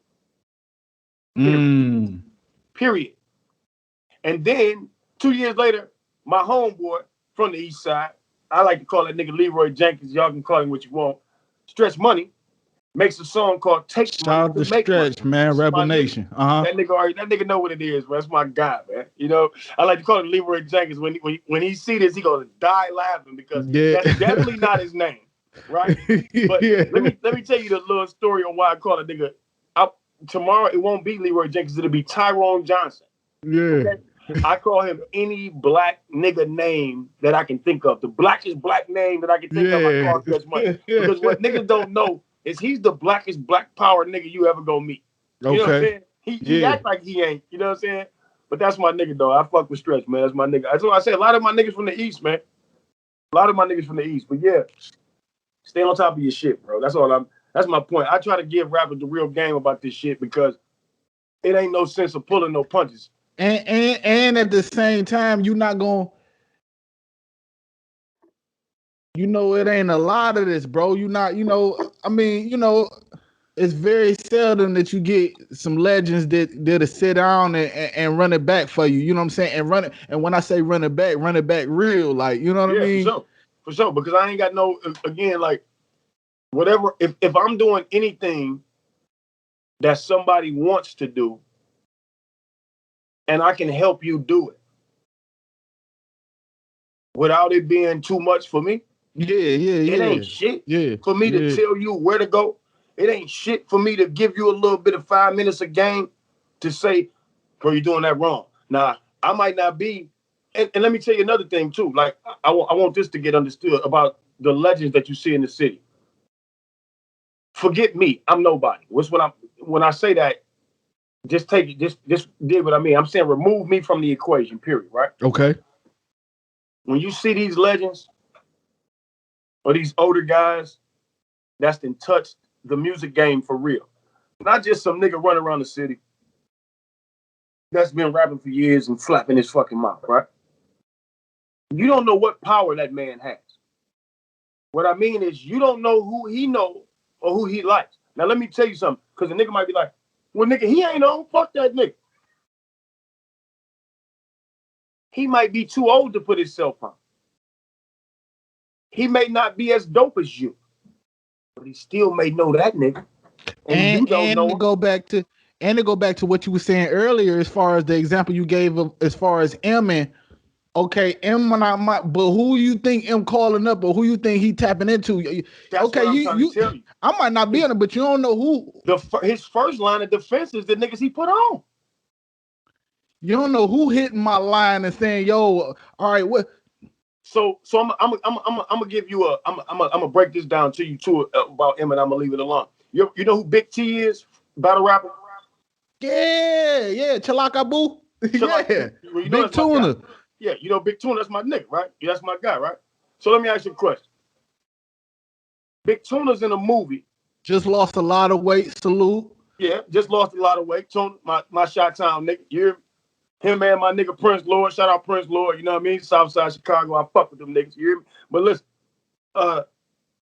how do you think? I mean, he's in a new movie about battle rap. He was on a platform on what was it, MTV or BET or whatever the shit was, the battle rapper shit, the show. Mm-hmm. What was it? I forgot the name of it, but it was a battle rapper show, right? Right. And they got a movie right now that they shot. It's probably on Netflix now. It came out before the pandemic, and now I forget the name of it, but you can look it up. Right, it's a movie, right, about battle rap. Yeah. And Tuna in the movie. And he was on that same battle rapping show. How did he get to be seen by Eminem to be put in a movie produced, because the battle rap movie produced by Eminem. Yeah. And that show, the battle rapping show, was produced by Eminem. Part one. How did Tuna even get in that position? Bizarre. Say it again, sir. Say it again, sir. Peter S. Bizarre. It's only one way. It's bizarre. It's only, and then you had 50 who co-signed it. Mr. Chalaka Boom. That's why you know that, because 50 said it too. So for 50 to say it, on top of bizarre, is bringing this man around. Not around Eminem. He's not walking him through Eminem's house every day like, yeah, this the battle rapper. Yeah. No, Eminem is a battle rapper. So he watches battle rap too. Absolutely. So he tapping in. So he already saw Mr. Chalaka Boom. Yeah. So a lot of these niggas don't realize that Eminem knows who they are. And he probably would love to reach out to him, but he don't know how. Absolutely. Absolutely, and then bro. They look at D12 and call him, well, Eminem ain't doing nothing for me, so fuck Eminem, fuck Eminem, fuck Eminem, fuck D12. They corny, they rap, they whack. You think them niggas finna break their neck to come? It don't make no sense. You feel what I'm saying? Now you want to feature. You now you want to feature. But then again, they know that when they around niggas, a lot of the niggas only want to get to M. You see what I'm saying? So it's not genuine anyway. So watch out. They only that's why a lot of niggas ain't met M. Yeah. You feel what I'm saying? Because you was only around the niggas you needed to be around to meet them. If you'd have just been you and been around them, look at Kid Vicious. That's Roy's brother, right? Yeah. Another stay one. Around him. Another one. He stay around him. But do you see he don't be flicking up all the time with him? And, but bro, he's around that man every single day. That's crazy, bro. Yeah. You see what I'm saying? Yeah. And this another guy though that they'll be like, oh, he whack. Fuck that nigga. He's just Roy's brother. He ain't shit. Who is he? He ain't Royce. That man is so powerful because you looking at him like a vice president to his brother, and niggas so busy looking past Royce, right? Mm-hmm. To Eminem, that you don't realize that Royce is sitting here trying to put niggas on. Plethora. He stay. I interviewed Miss Corona, right? That's my homegirl, and she say he was the bridge, or he was the plug to get her album. She just dropped the album The Virus. He was the plug to get her album played. Now you got DJ Premier spinning her whole album on J45, right? You see what you see what I'm saying? You got DJ Premier spinning her album. Royce was that. But who owns Shade for? You see what I'm saying? Okay. You see what I'm saying? So who really played her? Who really got her shit played? You see what I'm saying? So hey, look, I stand corrected. and I'm not defending the nigga, right? All I'm just trying to say is that I think people looking at it through the wrong lens. Lens, right? It's like, well, what he did for these niggas. He ain't doing it for them niggas. But them niggas was already from day one saying, that's game, bro. That's game. That's game right there. And now they like, well, he ain't never. Well, that's Jules, bro. So that's Jules, man. And we was talking about movies and Big T. You've been in a couple movies too. How when did you when did you get acting in your belt, and how did that, how did you get the acting bug? Al Peasy. Yep. Al Salute. Prophet. Yep. Al Prophet. Like from Murder City, the documentary, he kept telling me like, Seven, you got so much charisma on camera and this, that, and the third. Guys are tell you what they see in you that you might not recognize in yourself or know how to capitalize if you do have in yourself. So he said, I'm about to write a movie. Mm-hmm. And I'm gonna need you to be in it. And I'm like, all right, well, what are we talking about? What is it about? He said, it's gonna be about the St. Albans story. So it took him a minute to write it. Yeah. And in the interim of him writing it, other guys was calling me out from seeing the Murder City to do movies, and I was doing the movies kind of trying to get my acumen up to be able to work with Prophet when he come with this movie. Right? But so much stuff came up that we couldn't do the movie the way we wanted to do the movie. The movie was supposed to be about the St. Albans massacre. Okay. Yeah. But that's too touchy. That's history right there too. Yeah. But we if you watch the movie, that scene, that's in the movie. The massacre is in the movie. But because that's a story that somebody else owns the rights to, right?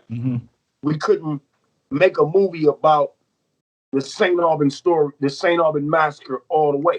So he incorporated all these different things that was known about St. Albans Street and St. Albans the word and St. Albans the actual thing and made a movie out of it. So to a Detroiter, you might be confused on what you watching. You don't know, like, what the fuck is this? Like, but then the St. Aubin Massacre come. And it's like this chick who been living all these years, because St. Aubin, number one, comes from New Orleans, Louisiana. Okay. You know, down there they believe in voodoo and witchcraft and magic. Yeah. So St. Aubin Street on the east side has always been cursed.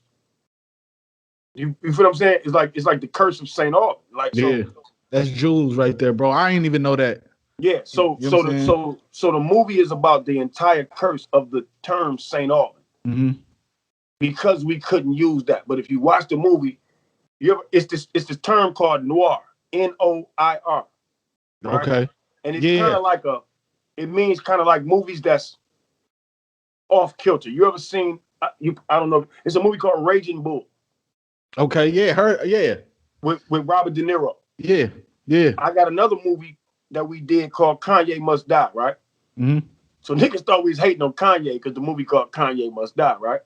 But it's a noir movie. It's like you in my face for 14 minutes of acting. Like, you're not completely all in my face, but it's about the facial shots and the background and the lighting of this movie. Got you. That sets the tone. And the movie is about this dude who makes beats. And I'm his older cousin. And I really don't like him. Right? So I buzz him up to believe that Kanye stole some of his music because he was sending music to Kanye. And then you got to see what he go do. You feel me? Yeah. So that's the basic. And it's only 14 minutes. You know what I'm saying? Kanye Must Die. But the reason I got that acting bug, because I can put myself in any scenario that I've been in before. And I can relive it.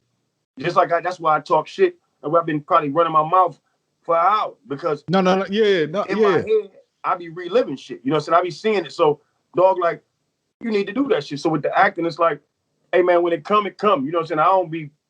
I ain't going to Hollywood like, yo, I'm 7, I can act. You know what I'm saying? Yeah. So when it come, it come. Absolutely, bro. You know what I'm saying? And like you say, personality, and then just, it's a no-brainer when your name up there. You know what I'm saying? When they see 7, it's a no-brainer. So yeah, you know what I'm saying? You know, I be hoping it's like that. You know what I'm saying? But then again, we know that, you know, I'm a regional rapper. You know what I'm saying? And I may have a few fans outside of the region, and I appreciate them. But I'm still working to get to the same. That's why man, what you mean? Like, what level? Bro, we on the same level. We still trying to get to the next level. I mean, but bro, like I say, because I got this line, like, you know what I'm saying?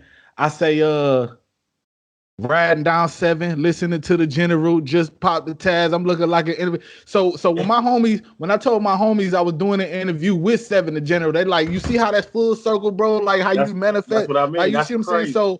So you never know how somebody else, you know, like you said, the eyes and the vision. You never know how somebody else see you, bro. So I'm just, you know, I gotta give you your flowers, fam. You know what I'm saying? I mean, that's appreciated. You know what I'm saying? Because I never. People tell me all the time, like, I mean, from Miss Coronas to the rest of Fat Fire, everybody like, Sam, you underrated, right? I don't. You know why I don't feel underrated? Because I was doing 10 years in the penitentiary. And ain't nobody hear me but them niggas. Got you. Right? I wasn't able to express myself. I wasn't able to make CDs. I wasn't able to move around and dap niggas and show love, and you know what I'm saying? So for me to even be recognized in a space of any artist from this city that means anything is everything to me. You feel what I'm saying? And bro, you in the DIA, like come on, and like bro, I say, it was a fluke though. You know what I'm saying? Like, it's, you know, it was just the luck of the draw. It was some love. It was like a vision that this lady had that she brought to fruition. To some people outside of it, you know, that's why another reason I didn't want nobody to get discouraged by that. You know what I'm saying? Because some people might think, well, they put them in the DIA because them the only rappers in Detroit. That's why I said about Tone Tone too, or them the best rappers in Detroit. No, she was doing research, and it was so many different. Just think of how many rappers in Detroit, bro. Niggas think it ain't that many. You can name 100, but then there's 300 more. You know what I'm saying? So it's niggas that got missed because you only went to 6 of the 10 niggas that I gave. Yeah. But you needed to go to all 10. Yeah. If you went to all 10, you'd have got a full story. But you're like, shit, I got enough at the 6. I pretty much get that. No, you gotta have the whole story. Because now when you document that story, are you documenting it chronologically? Or are you just documenting some shit that's from there? So it kind of got twisted. You know what I'm saying? Absolutely. Because it's a bunch of dudes and a bunch of females that kind of got left out, where you got a bunch of, I don't even mean new people. I mean, like, you got a bunch of people that probably hadn't earned their way at the time, but because they was new and buzzing, they got put in there. Yeah. But they hadn't earned their real stripes yet. They hadn't really been out here in the streets and banged on this concrete, because that groundwork, bro. Yeah, because like I say, to me, it's an honor for me to even be in there, because I can't, nigga, who am I to say anything about any of these other niggas, from the DJs to the poster niggas, to the producers, to the whoever, nigga. You know what I'm saying? These niggas have been doing this shit when I was locked up. Bombshell. Her name Corey Blake. Eastside Queen. But she was Bombshell. She had I'm up north, bro, and we couldn't even hear Detroit music because we didn't get it. I didn't know that until I came home. I didn't know nothing about no Cheddar Boys. That's why I didn't know who Chuck Tone was when I walked in there and he was holding the wall. I've been locked up 10 years. We didn't get Detroit music. We didn't get Detroit news or none of that. But we only heard, guess what we had? Eshawn. Because the state of Michigan knew who Eshawn was. Niggas in Flint knew who Eshawn was, the same way that niggas in Detroit know who the Dayton family and Jake the Flake is. You know what I'm saying? Absolutely, yeah. So Corey Blake, one day, she must have had came up to the college radio or something, right? And I'm on the yard, bro. I'm a little nigga, but everybody work out in the joint. I'm working out. And I'm like, you can't fuck with the Bombshell. She got the bomb and she packs the bomb well. I'm like, what the fuck is this shit? I'm like, it's banging though, right? And when it go off, they say, yeah, that's your home. That's your Detroit home, girl. Bombshell, Detroit. I'm like, oh, I got to buy this. Oh, off the rip. We didn't hear no Detroit music. Yeah. So that's been my mentality all my life, because I was locked away and didn't get to see Detroit. So when I tell you I come home and I'm the first nigga at the front of the stage with my wife and my brother, you know what I'm saying? Absolutely. Because I'm like, this Detroit. What Detroit niggas don't realize is that Detroit doesn't have to rap at Detroit. Let me tell you what I mean. Every Detroit niggas think the epitome of the song that they can make is a Detroit song about Detroit called Detroit. Gotcha. But think of when you rapping that song on the stage in Detroit to Detroit niggas. Yeah. Bro, I know the streets you talk about. You're not fucking impressing me. Yeah, I know you like Chalmers, nigga. Yeah, it's around the corner. Nigga. Yeah, Evergreen, nigga, it's up the street. Yeah, I know, nigga. You know what I'm saying? So you're not really, what happens is you only make, them songs make sense when you rapping to out of town niggas. Mm-hmm. So if you had a deal already and you're making an album that's going to be heard by the world, then make a song about Detroit. Yeah. Yeah, right? Then you throw that on there, yeah. But other than that, focus on making songs about concepts, anthems, themes, issues, stories. Throw a tearjerker in there every now and then, you know what I'm saying? Whatever. Even because think of Biggie. When Biggie was rapping all this Versace shit at the time, he wasn't, Puff put him in it afterwards. Yeah. Them was his raps already. What I'm saying is a lot of these, just slow down. Yeah. Just slow down. Yep. Just slow down. Let this shit go. Don't waste time. Don't slow down to a nigga's pace, like to quit. Yeah.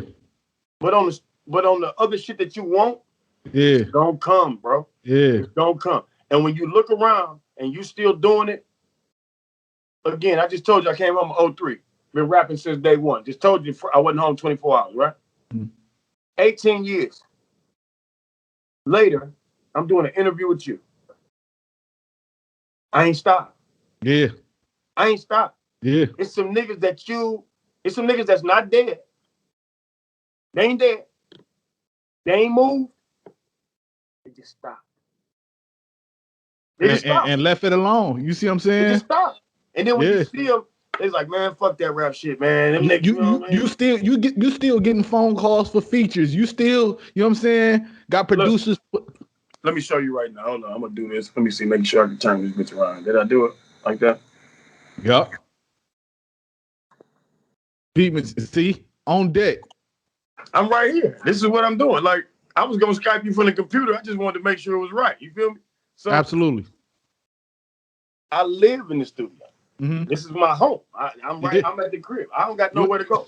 So, you know, again, music is about promoting music too. It's about the music business. Just because you make a bunch of music don't mean you can just drop the shit. I can't just throw my album up here tonight just because you know what I'm saying? You got to put the shit out there. So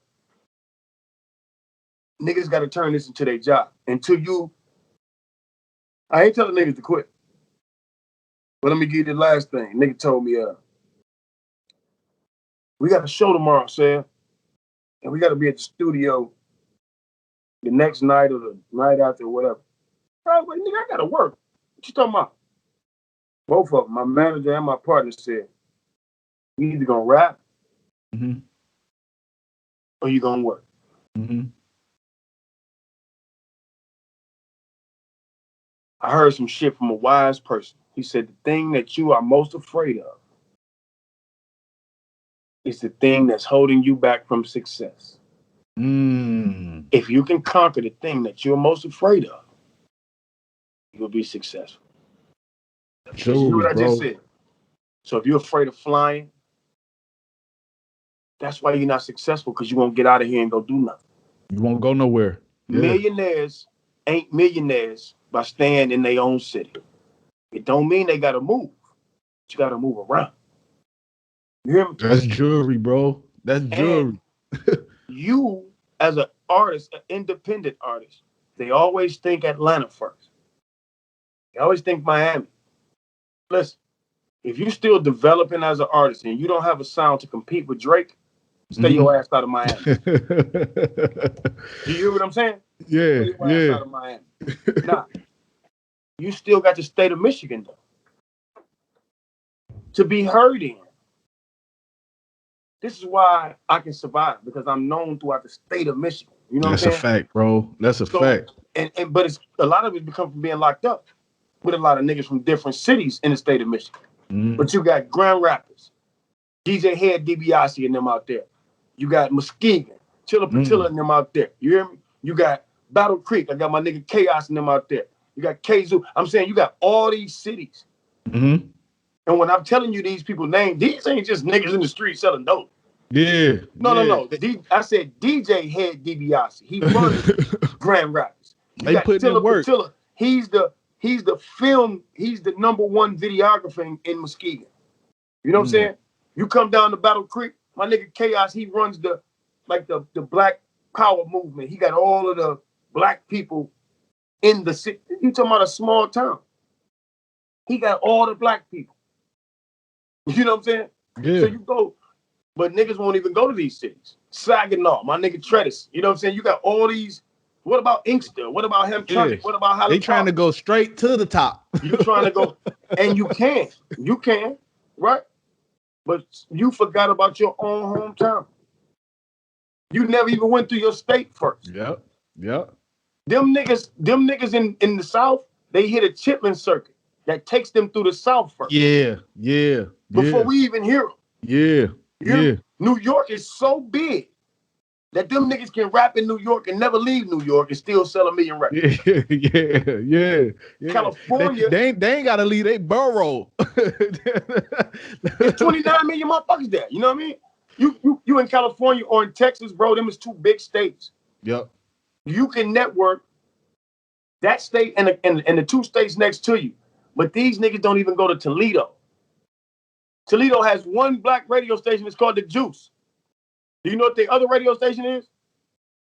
WJLB. They only got 2 radio stations in Toledo. That's why they fuck with Detroit. Take a ride down there. Yeah. If you're doing open mics up here, it's 45 minutes, bro, the other way, south.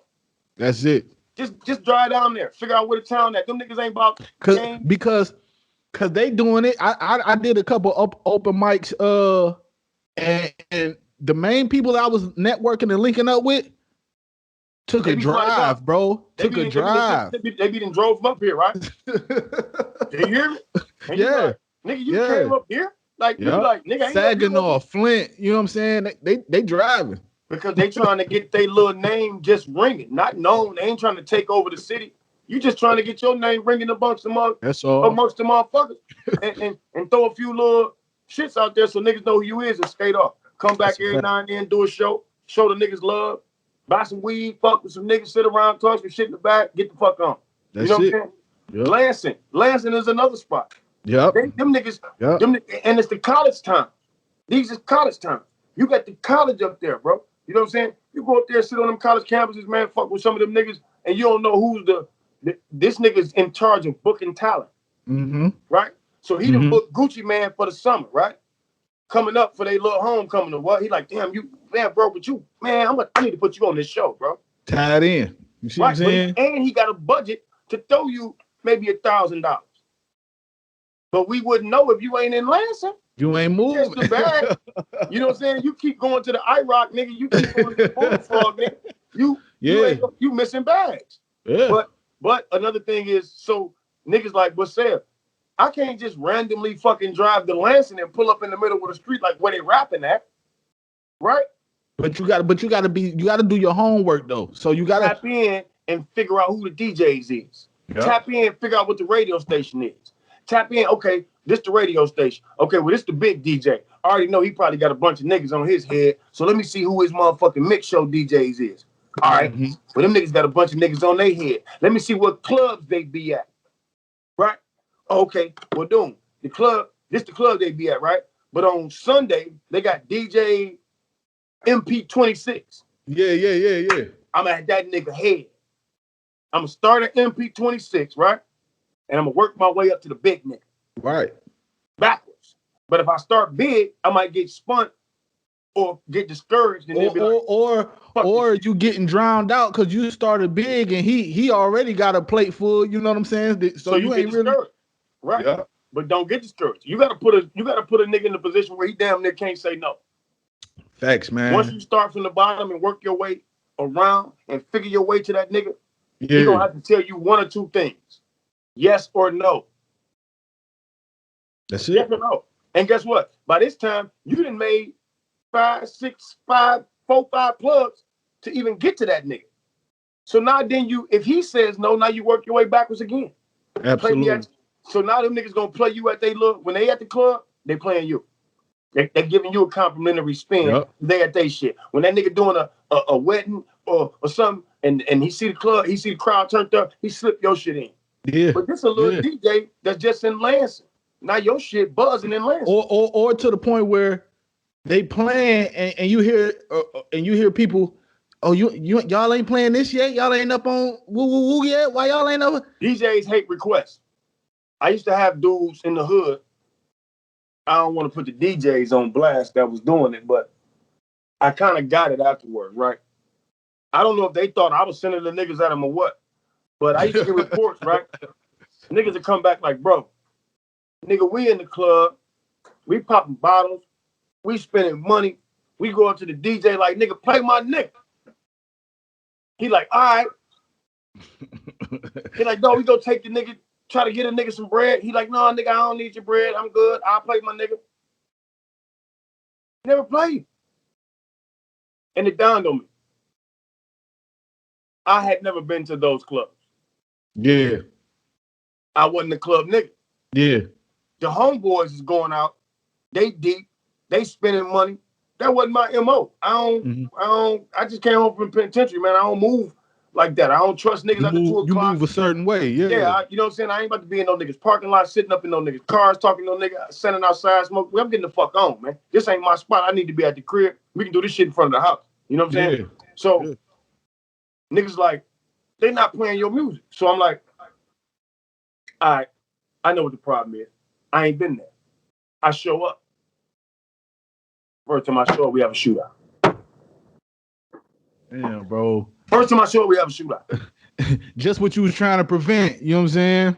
Damn, they got my brother killed on some bullshit because another nigga's mad that he gave the DJ a bottle and the DJ didn't put us to perform on at a certain time. So from him getting into it with the DJ led to us getting into it with the bouncers, led to us shooting at the bouncers, led to the bouncers shooting at us. Now, is your brother the one that was standing next to you in the I Don't Give a F remix video? Yeah. Yes, okay. Sir. Okay. Yes, sir. If you look, he in every video, I guarantee you. Yeah. He there. He right. You know what I'm saying? Okay. I'm just making sure okay. Yeah. But that's him, like, so he ain't had nothing to do with that. He just there with me. You know what I'm saying? He ain't even rapping at the time. He just there and niggas like, we get into it. And we end up getting jumped on, you know what I'm saying? Fighting the bouncers and shit. So once I look at this nigga, he bleeding. This my brother. He got CCWs. I'm like, give me the goddamn keys.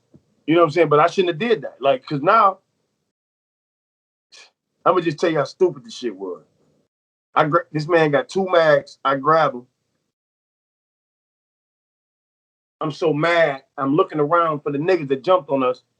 And I got 2 guns in my hand. So I try to cock one, right? But I ain't got no trigger discipline at the time, right? So I got my fingers on the triggers. As I'm trying to cock this gun, bitch go off. Boom! Damn near killed Jay O'Neal, who's right in front of me.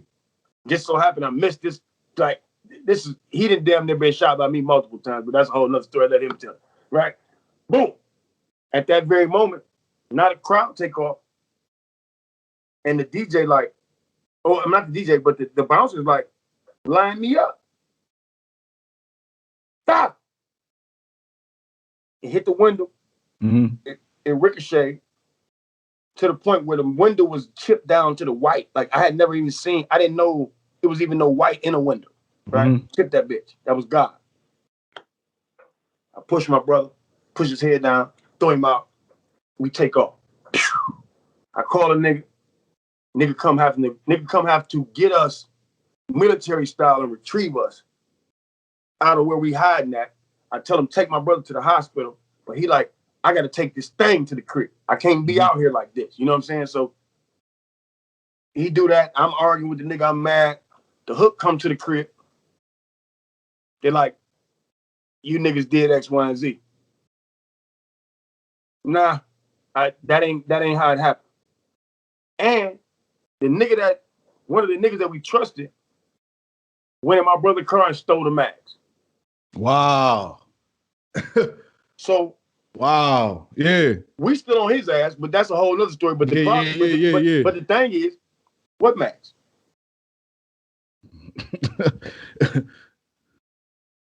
And even though I just sat there and told you the story, my thing was, what club was it? Where was it at? What date was it? Who was with me? Who was the bouncer? Yeah. So my thing is, people are like, why would you tell the story? Listen, my thing is this.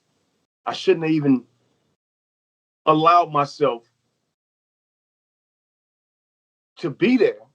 Yeah. To be put in that situation. Bro, just so you can say, okay, I'm trying to get my music played. Let me just show up. Woo. I already said I wasn't going to go. But yeah, I'm following. And I went with the wrong energy. Yeah. Not the wrong people. Yeah. Wrong energy. I was already ready. Energy is everything, bro. Because I'm already like, I don't do this. I don't want to be here. I shouldn't be here. Why we got to wait? I'm probably standing there with my energy probably made my homie check the nigga. Yeah. Because he probably like, dog ready to go. You know what I'm saying? Yeah. Or whatever. So, you know what I'm saying? Like, I don't know. So later on, I had to reevaluate, check myself. You know what I'm saying? And the people who it happened to, we kind of, it was kind of a beef.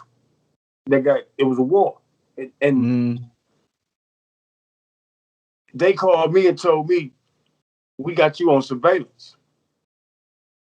I'm a felon. You said you got me on surveillance. Guess what? beef over. You know why? You just told me you'll tell. You can't. I can't beef with you. Yeah. Where did that come from? Where that come from?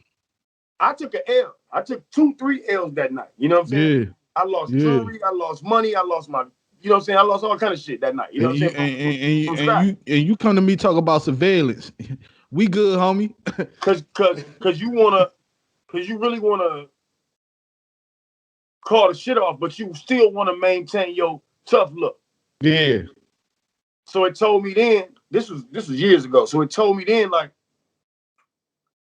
nothing out here that I think is what it's supposed to be is what it is, right? It's all a facade, bro. And that's why I've been on here all night, like telling young niggas what to do and what not to do, and not get hooked up to, because a lot of these niggas is not built for what they getting themselves into. And I'm gonna give you a scenario like this. I tell my brother and other little niggas in the hood like this. I say, listen,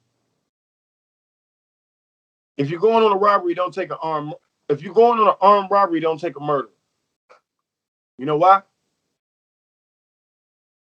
Somebody gonna get murdered. Yep. Now you ain't got a robbery case. Now you got a murder and a robbery. Yep. If you're going on a murder, don't take a robber. Cause he ain't gonna do the job. He's not there to kill. Yeah. That's not his job. Yeah. You hear me? Yep. If you're going to cook a hamburger, what you gonna bring a bank teller for? Huh? What you gonna bring an RN to cook a hamburger for? Yep. Don't put niggas that's not built for certain positions in positions that they're not built in position. And they're not gonna learn right there on the spot. This ain't this ain't a training session. They gonna you hear me? So that'll keep a lot of shit down. But niggas don't realize that. You going to kill a nigga, and you done took this thief. You got 5 thieves with you. These niggas thieves, they ain't killers. Leave them to steal. And that go back to what you were saying earlier. Slow down and see. Slow down, bro. because again, these niggas that's coming from the penitentiary, you know, and they older niggas, they not trying to go back. So that's why I believe, and it's just my theory, I don't know, you know what I'm saying, but that's why bodies get burnt up. Mm-hmm. This ain't no young niggas. Allegedly. What I'm saying, that's why I said I don't know. I'm saying, but this ain't no young niggas don't think of no shit like that. That's a nigga that really don't want to go to jail. And let me tell you about that coward motherfucker. You ready? Mm-hmm. You so scared. Any gangster, let me tell this to the gangsters too, right?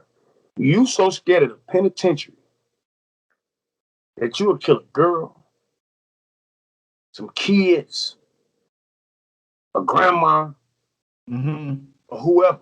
But you so tough. You wiping out everything. Because why? Because you don't want to go to the penitentiary. These niggas will shoot out with the police. Yep. Than to go lay on that bunk. Yep. Man, though. Yeah. Man, what you afraid of? Your time? Your time? Because you can fight. If you got another day, you can get an appeal. It could be a technicality to let you out, my nigga. So, what you afraid of? But you was so tough blowing that iron, though, at anybody. And now, I tell a nigga, too, the first sign you're going to see when you go to penitentiary says, no firearms past this point. The police can't even have guns back there. Yeah. So now what you gonna do? You ain't obviously didn't grow up fighting. Well, you say obviously you wasn't built for the hands. You wasn't throwing these hands. And if you was a pistol worker, right? Mm-hmm. These niggas in here know how to work knives. These niggas are carvers. They butchers. Mm-hmm. When a nigga gets stabbed in jail, they say that nigga got butchered. Mm-hmm. You ready for the butcher?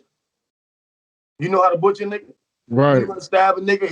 Like you can shoot a nigga from across the street, take off running. You just saw his body drop, right? His body just dropped. You just take off running, right? You killed the nigga though. You're a killer, right? What about that up close contact? and blood, hot warm blood squirt back on your hand, nigga, or this nigga breath and he lock on to you because he dying and he losing his breath and you stabbing this nigga. You feel what I'm saying? That's warrior shit. Yeah. Is you ready to be a warrior? Is you ready for that? yeah. And it's gonna be your daily life. When we talk about life not exciting in the streets, I'd rather have this unexciting ass life. Yeah. All day long.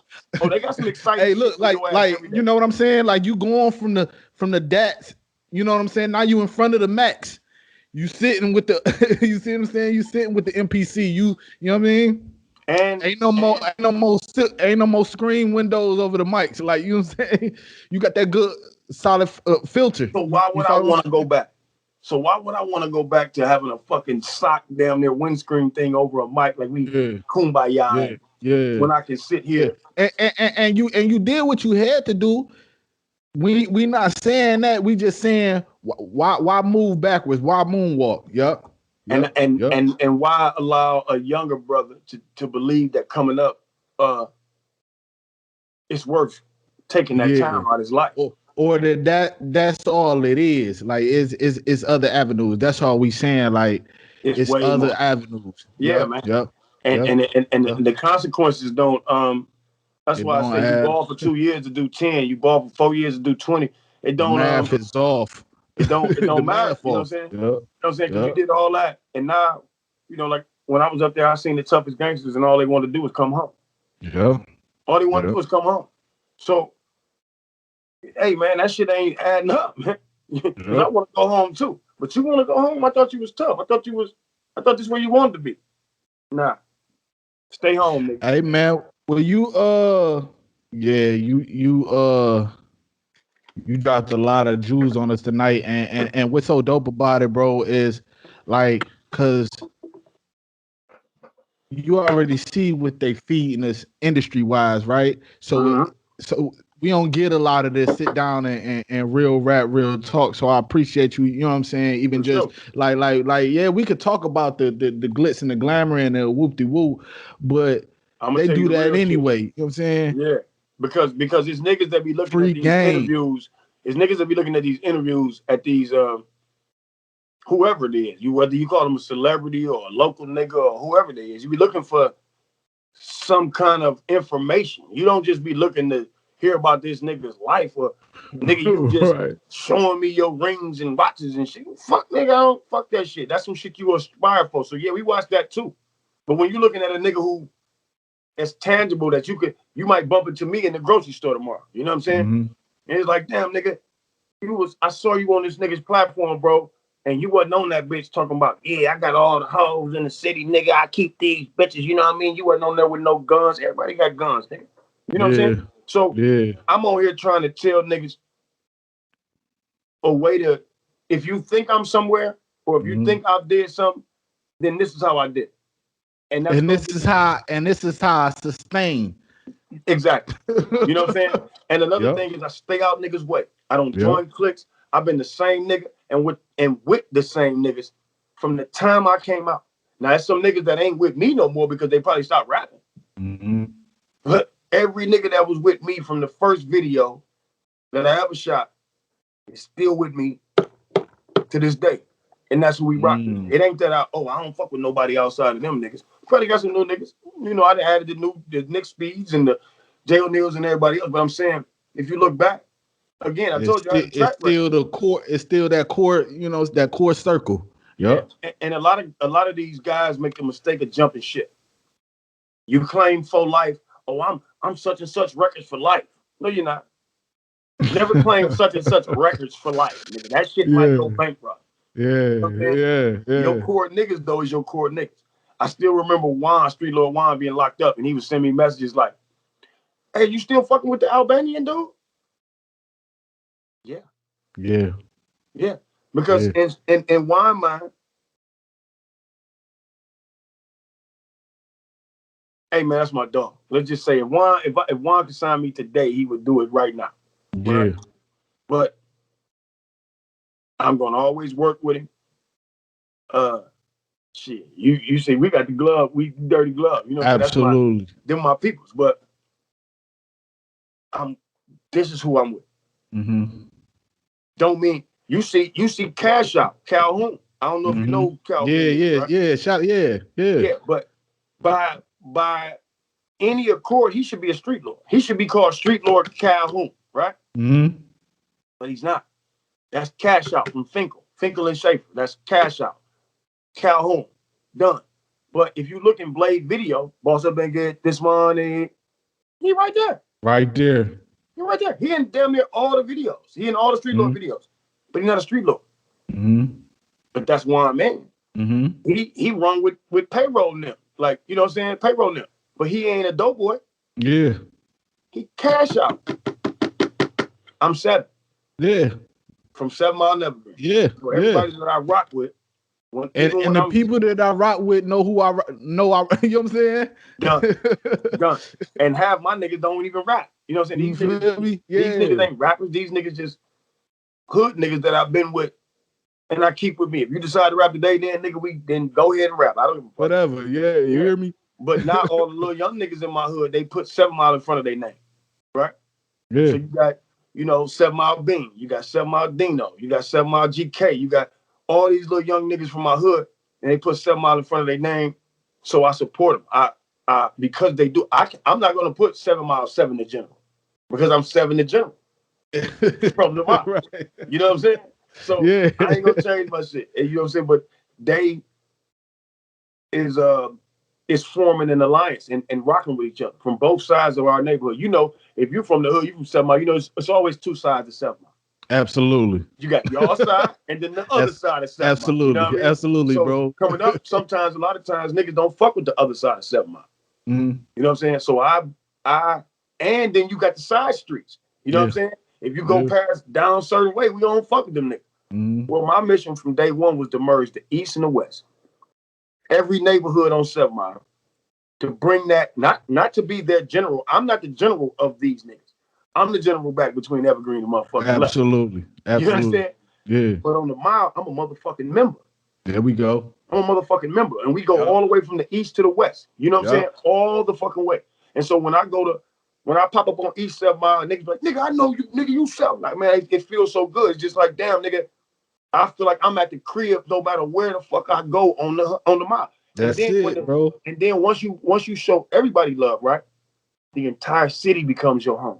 So no matter where I go, they show me love. Cause I ain't never did a nigga dirty. Ain't nobody looking for me. And it's gonna trickle down because it's gonna make somebody else that might have been not wanting to cross the street per se. You know what I'm saying? To say, you know what, if the gin can bridge that gap, you gotta bring your neighborhood together first.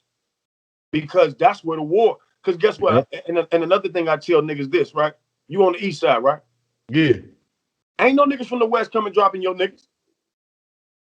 Ain't no niggas driving from my neighborhood to your neighborhood killing niggas. You know who killed niggas in your neighborhood? The niggas in my neighborhood. The niggas in your neighborhood. They homies. Yeah. In my neighborhood. You know who killed the niggas in my neighborhood? They homies. In my neighborhood. Ain't no nigga coming from East 7 over here killing niggas on the west side, bro. That's these niggas because they stuck in the area and they feel it's only so much money and they need to get it. And there's only so many broads and they need to have them that I'll do anything to keep it. Yeah. Guess what? There's enough money for everybody. Absolutely, this shit daily. If you're hustling, there's enough money for everybody. And another thing, my wife is from California. Salute. Right? Been with her. What is this? Been with her since 01. That's 20 years. Yeah. Right? I come home in 03. So again, I've been with her 20 years, right? So there's women for everybody. Niggas killing over broads. Because you won't even leave Detroit. Because you won't even leave Detroit. You killing over these 4 broads on this one block. And they thought not saying no disrespect. And not because of this internet, they killing over broads. They killing over only fan broads, and they killing over broads. They can't not only is they killing over broads, these niggas is killing the broads. Bro, yeah. That's what they doing more than anything. Yeah. They doing that more say that, than bro. killing niggas over that. broads. These dudes is killing girls, putting guns and shooting a female for any reason, bro. Any reason. I even mean ratting. I know that might sound stupid, but let me tell you something. You know that from day one, girls was told to tell. You shouldn't have put her in your motherfucking business. My wife, whatever I'm doing in the streets, when I was in the street, that's my business. Yeah. Because guess what? What you don't know, you can't tell. But you don't know how much torture you can take, do you?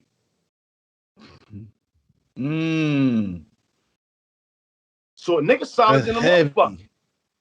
You solid than a motherfucker. Until you can't take that torture no more, right?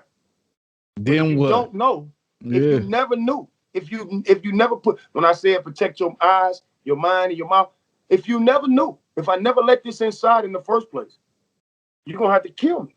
Yeah. Because I don't know. I don't know. I don't want to know. If something happened in the hood, don't come bring it to me. If it's a crime or some bullshit that went on, I don't want to know. Don't come tell 7.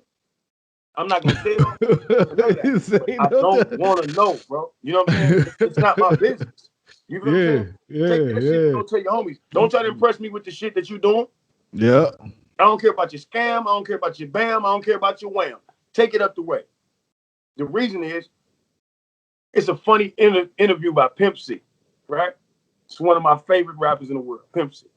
That nigga said, hey, man, me and my people don't sell drugs, man. And if you sell drugs, bring it to me and my people, man. And we're going to flush it down the toilet.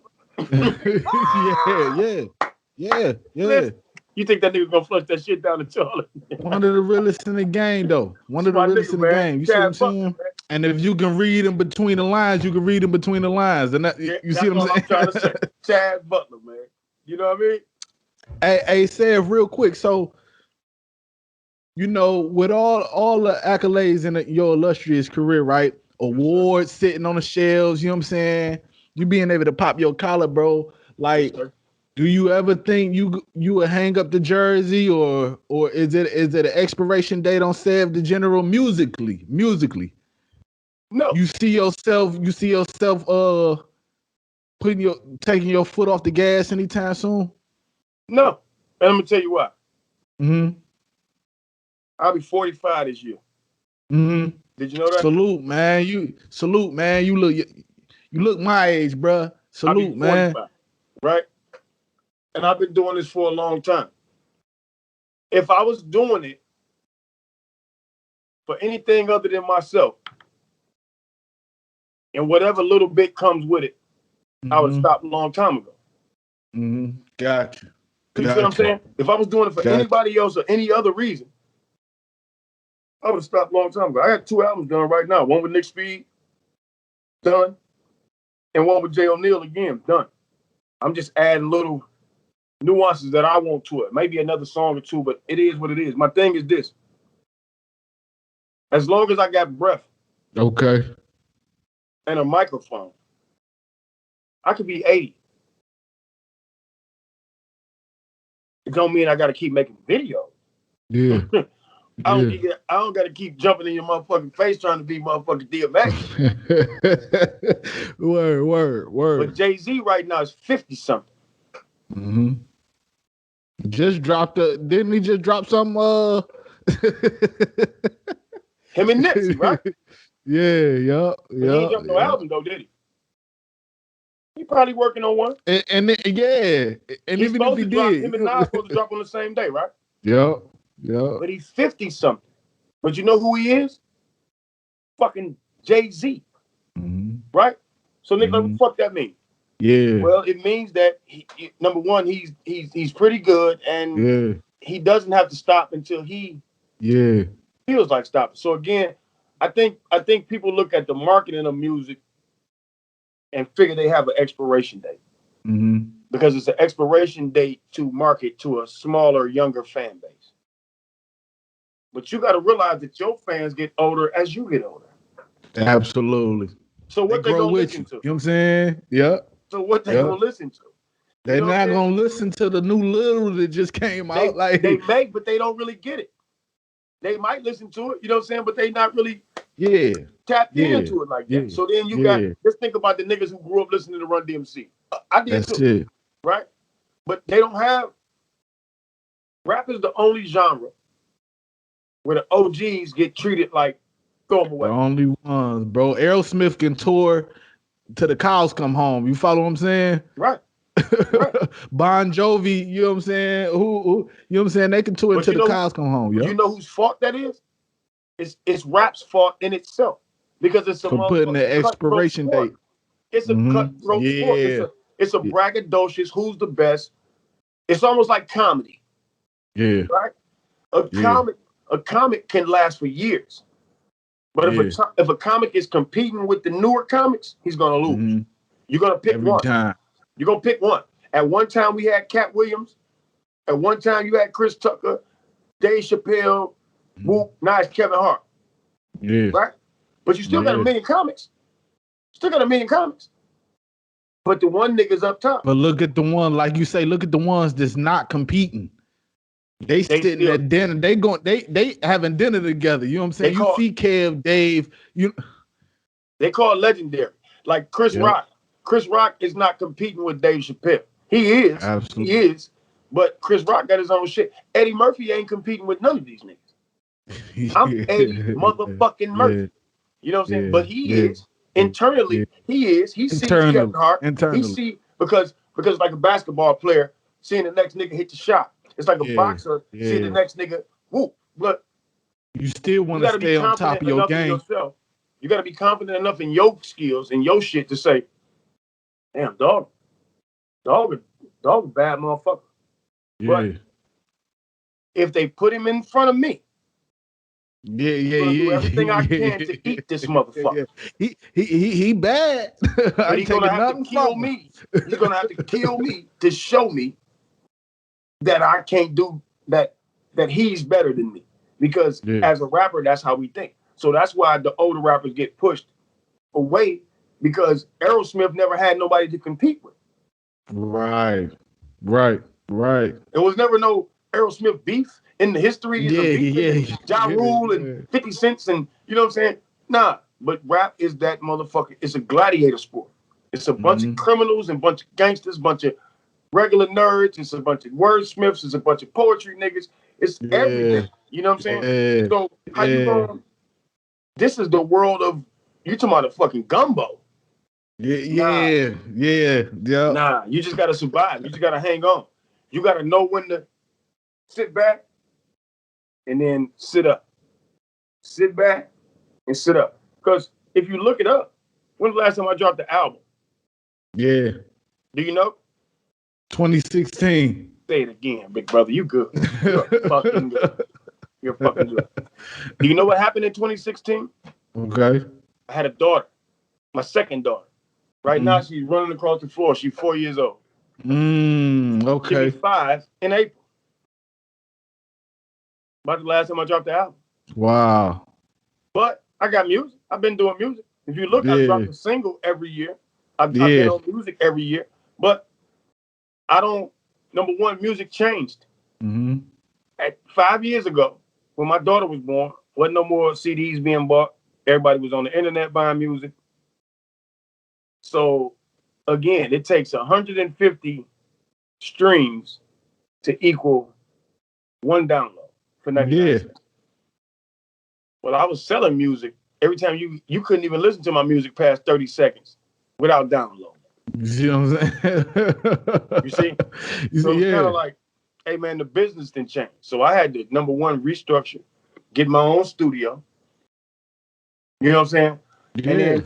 And then start working from home. Which every business does it. They go back to the drawing board. They go back. They remarket. They say, okay, what are we doing this year? What are we? You know what I'm saying? Every business does it. It's just this and I hate to say it, but I mean I hate to put this name on it, but the microwave, this microwave industry where they got it, the SoundCloud industry where you know what I'm saying? Yes, sir. They can just get on But I can't knock him hate. either. What I have to do is adapt. That's it. That's You feel it, me? bro. It's like Floyd Mayweather. That nigga don't complain about the shot you hit him with. He just figure out how not to let you hit me with that motherfucker no more. You know what I'm saying? It. So what happened was I was chasing the radio. Mm-hmm. I was a radio chaser. And then when the radio started firing people, because the money was dwindling at the radio stations, well, now I'm losing my DJs. Yep. So if you lose your DJs, you're losing your power up there. I'm not gonna lie, bro. I'm not gonna lie. I love the atmosphere we in right now. Like, bro, like my biggest fan base is from places I've never even been, bro. Yes, sir. Yes, you sir. see what I'm saying? Yes, sir. But so how can you touch them? Yes, sir. So although I might not be, and see, it depends on what you win it for. Because I'm like you, Jen. Like, if the bread come, the bread come. It's you follow what I'm saying? But what I'm in it for is just, you're doing it organically. You're doing it just out of the love of doing it. So just to have it's a guy that DM me. He was like, bro, your album came up in my playlist. I just wanted to check on you, see how things was. This dude live in the UK. Yes, sir. You see what I'm saying? Yes, sir. Never. And see, and that goes back to what you were saying earlier. Now that's gonna get me to get my passport game up, move around. Ooh, let's go see what this bread is. Let's go see if I can especially if you start making enough fans over there where it makes sense. Because let me tell you another thing. Them guys we was talking about earlier, from the Guilty Simpsons to the Fat Cats to Marv One, Fat Father. Yeah. Man, these got Super MC. Marv. Yeah. Hey, listen, man, these niggas is going to the UK, bro. Making bank. You hear me? They getting paid like the equivalent of $4,000-$5,000 over here. Yeah. In money over there because they listen to music different. If I had a passport, bro, but I'm a felon, so it's a whole different situation. Man, there's so much money over there. It's so much money. Yeah. There's so much money in Canada, bro. Yeah. Right across the border, right next door. Right that ain't even 10 minutes. You know what I'm saying? Right, that's like right next door. Minutes, you know what I'm saying? Yeah. But they got mad DJs over there, bro. They got mad clubs and shit that niggas can tap into. All you gotta do is go on Twitter or whatever and tap in Ontario or Windsor DJ. And then they figure out you from Detroit, bro. You might not even have been heard by nobody. Be like, oh shit, you from Detroit? Yeah. Like, yo, you tapping in with me. And now you getting your music played in Canada. Yeah. Simple. Find some DJ. Now you got people following you in the UK. Ask that follower, hey man, you know any DJs? Yeah. Build from that. Build from him. Yeah. You build from that. And then these niggas will be voices for you in places where you ain't never even been. And you don't even have to be there. And now with this internet and this pandemic shit, with this shit like this, then you can do a live show from where you at. Yeah. And charge bread for people to even watch this show. Yeah. And all I did was set up the living room. That's it. Yeah. You feel me? Yeah. And now UK looking at you, and now the fans that you got in UK, because you can't get there, they can still get to you. Even on this, like I don't know if you go live, like right now we on Skype, right? Mm-hmm. But if you go live on YouTube, see my YouTube monetized because I was grandfathered in, right? If you go live on YouTube, you could charge niggas to comment. Super chat.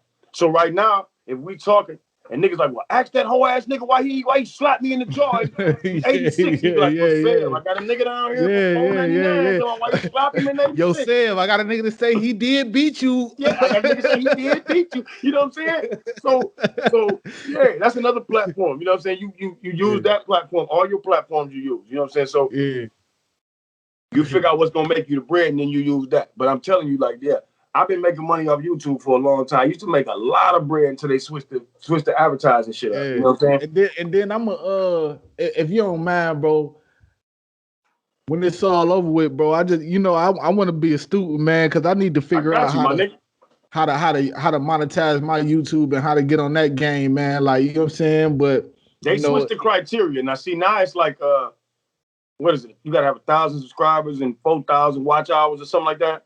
Yeah. Now, see, because what happened with me, I was grandfathered in. I was already getting paid. And then and then they switched it over and started that bullshit. And I sent them an email like, oh, whoa, hold up, how y'all gonna do that shit to me? My shit been whoop, and y'all got all these other channels y'all generating off my name, and I ain't getting no residuals from it. So they verified me, right? So they verified me first, and then I was like, well, wait a minute, I got other channels that got my music on it. I need that shit too. So I brought it in and consolidated it under an official artist channel. Mm-hmm. They only gonna do that for you if you meet the criteria, right? Yeah. But I'm telling you, with YouTube, it's so easy to get that threshold. You just don't know it. The easiest way to get the threshold is like right now. This video that we've been on it for about an hour. If you had remember I was telling you we were talking about the song length earlier in a minute song? Yeah. But that keeps making you watch it. But they not getting the watch time the same way as a nigga with a 20-minute video.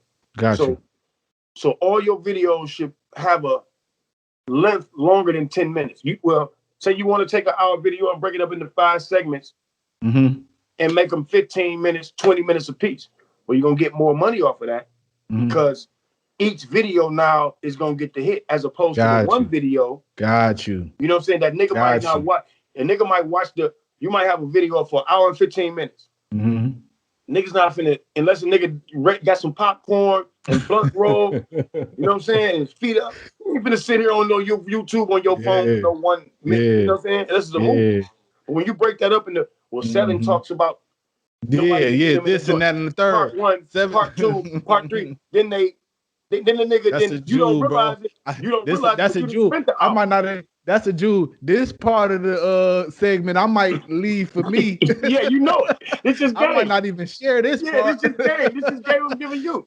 You see what I'm saying? Because what they're gonna do is, like I say, 1, 2, 3, 4, 5. You done sat there now for an hour and a half and watched.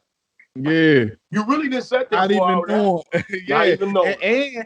And like you say, when you break it up shorter, because now I want to see where this go. Let me click on part 2. Let me click on part 3. Now I gotta see where this go. Right. You know how we is as a person. or a nigga might start off on part 1, right?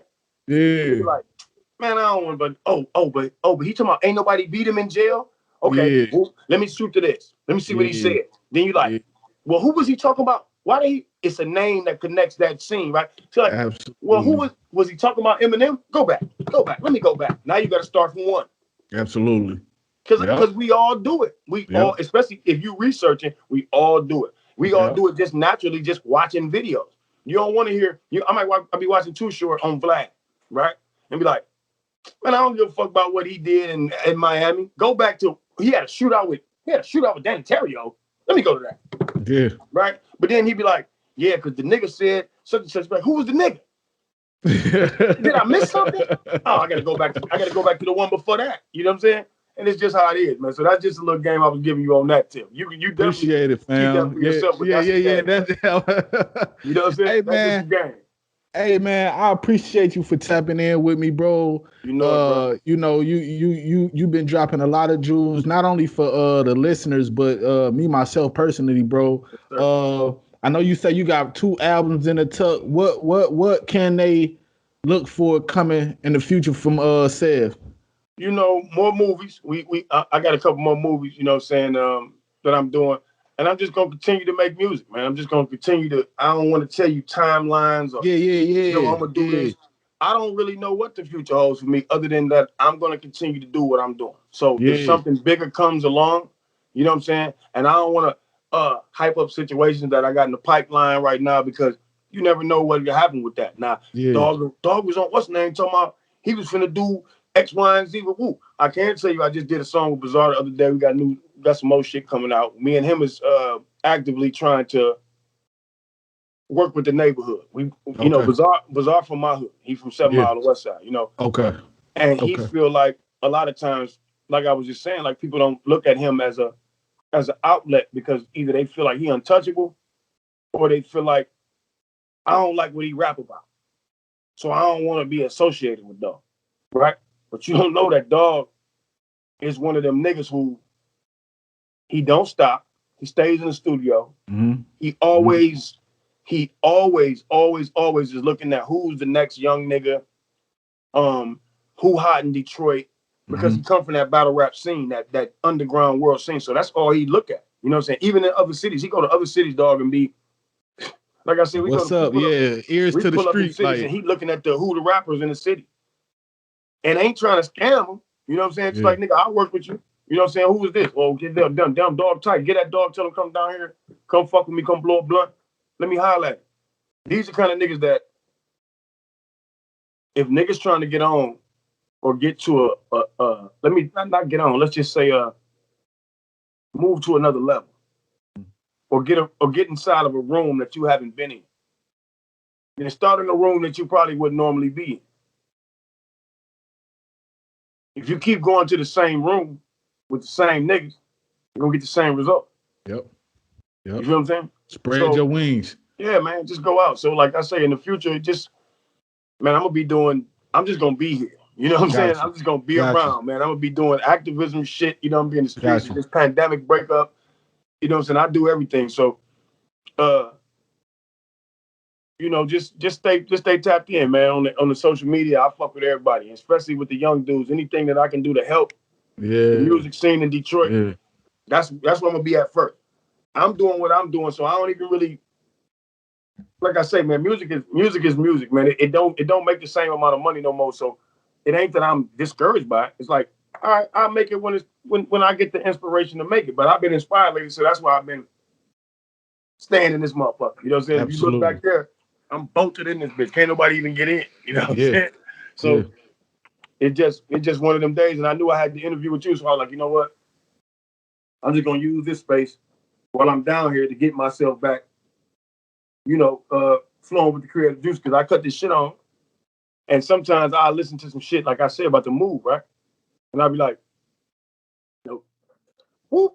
And I had to go leave the crib, put a mask on, maybe go ride around downtown, maybe go wherever. Nigga, I might just crew and I come back.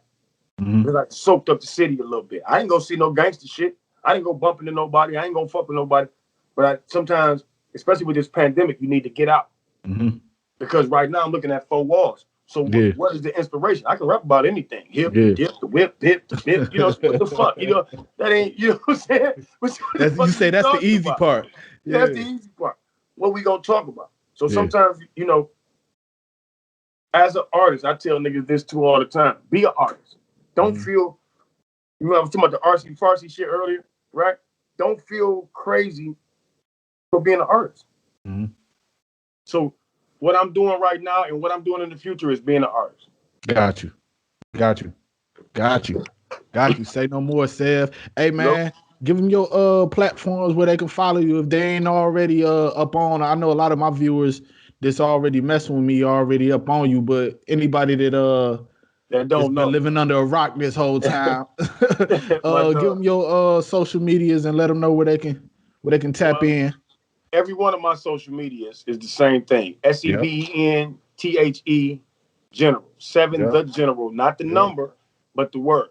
So it's /7 the General. That's Twitter, that's Instagram, that's Facebook, that's Spotify, that's anything you can think of, any social media platform except PlayStation. I'm on there too. Now it's 7/the General. Because I've been gunning niggas down on Call of Duty. You feel me? Come on there and get that too. You know what I mean?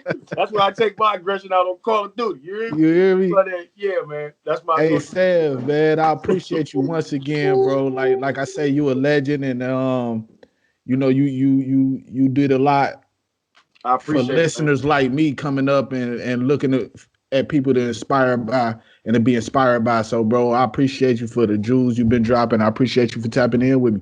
Anytime, man. Anytime. Like I told you, this is just the first time. You hear me? This ain't the last time. Anytime you got some questions or, you know, especially from this interview, if you got anybody that, you know, want to tap in or whatever, and if you want to make a side segment, or it don't even have to be aired or whatever, you're like, yo, Sev, I got some questions I need to ask you. I need to hit you up. Just hit me, bro. It ain't nothing. That's what I say. That's what I'm here for. Salute, fam. For sure, bro. I appreciate your platform, man. Keep it going. This is a dog platform. I love the background. I love how you did your research, bro. You are a dog interviewer. You got a hell of a future in this game, man. Keep going. Do it. And anybody I can connect you with to get another interview, you know what I'm saying, from the bazaars to the whoever the fuck else. You know what I'm saying? I can't tell you they're going to do it, You know what I'm saying? Yeah. But let me tell you this. Anybody that I can connect you with, like I was just saying about the music, it's no problem, bro. You hear me? Yeah. Just let me know. You tap them out, or you tag me on their page, and if you know I know them, I'll tap you right on there with the nigga. It's nothing. You hear me? Salute, fam. For sure, bro. You gonna have a dog. You gonna do it, boy. You gonna make it. You hear me? It's gonna be a platform right here for everybody in Detroit. You hear me? Yes, sir. My dog. And I love what you did. Trust me, I seen a few other interviews too. The Miss Corona one, and you had I think you had Fat Ray. Yeah. You know, that's my 7 Mile guy, nigga. Bruce Brigade. You know what I mean? You know what I mean? So yeah, dog. Make sure you tap in with me, man. I'm on you, dog.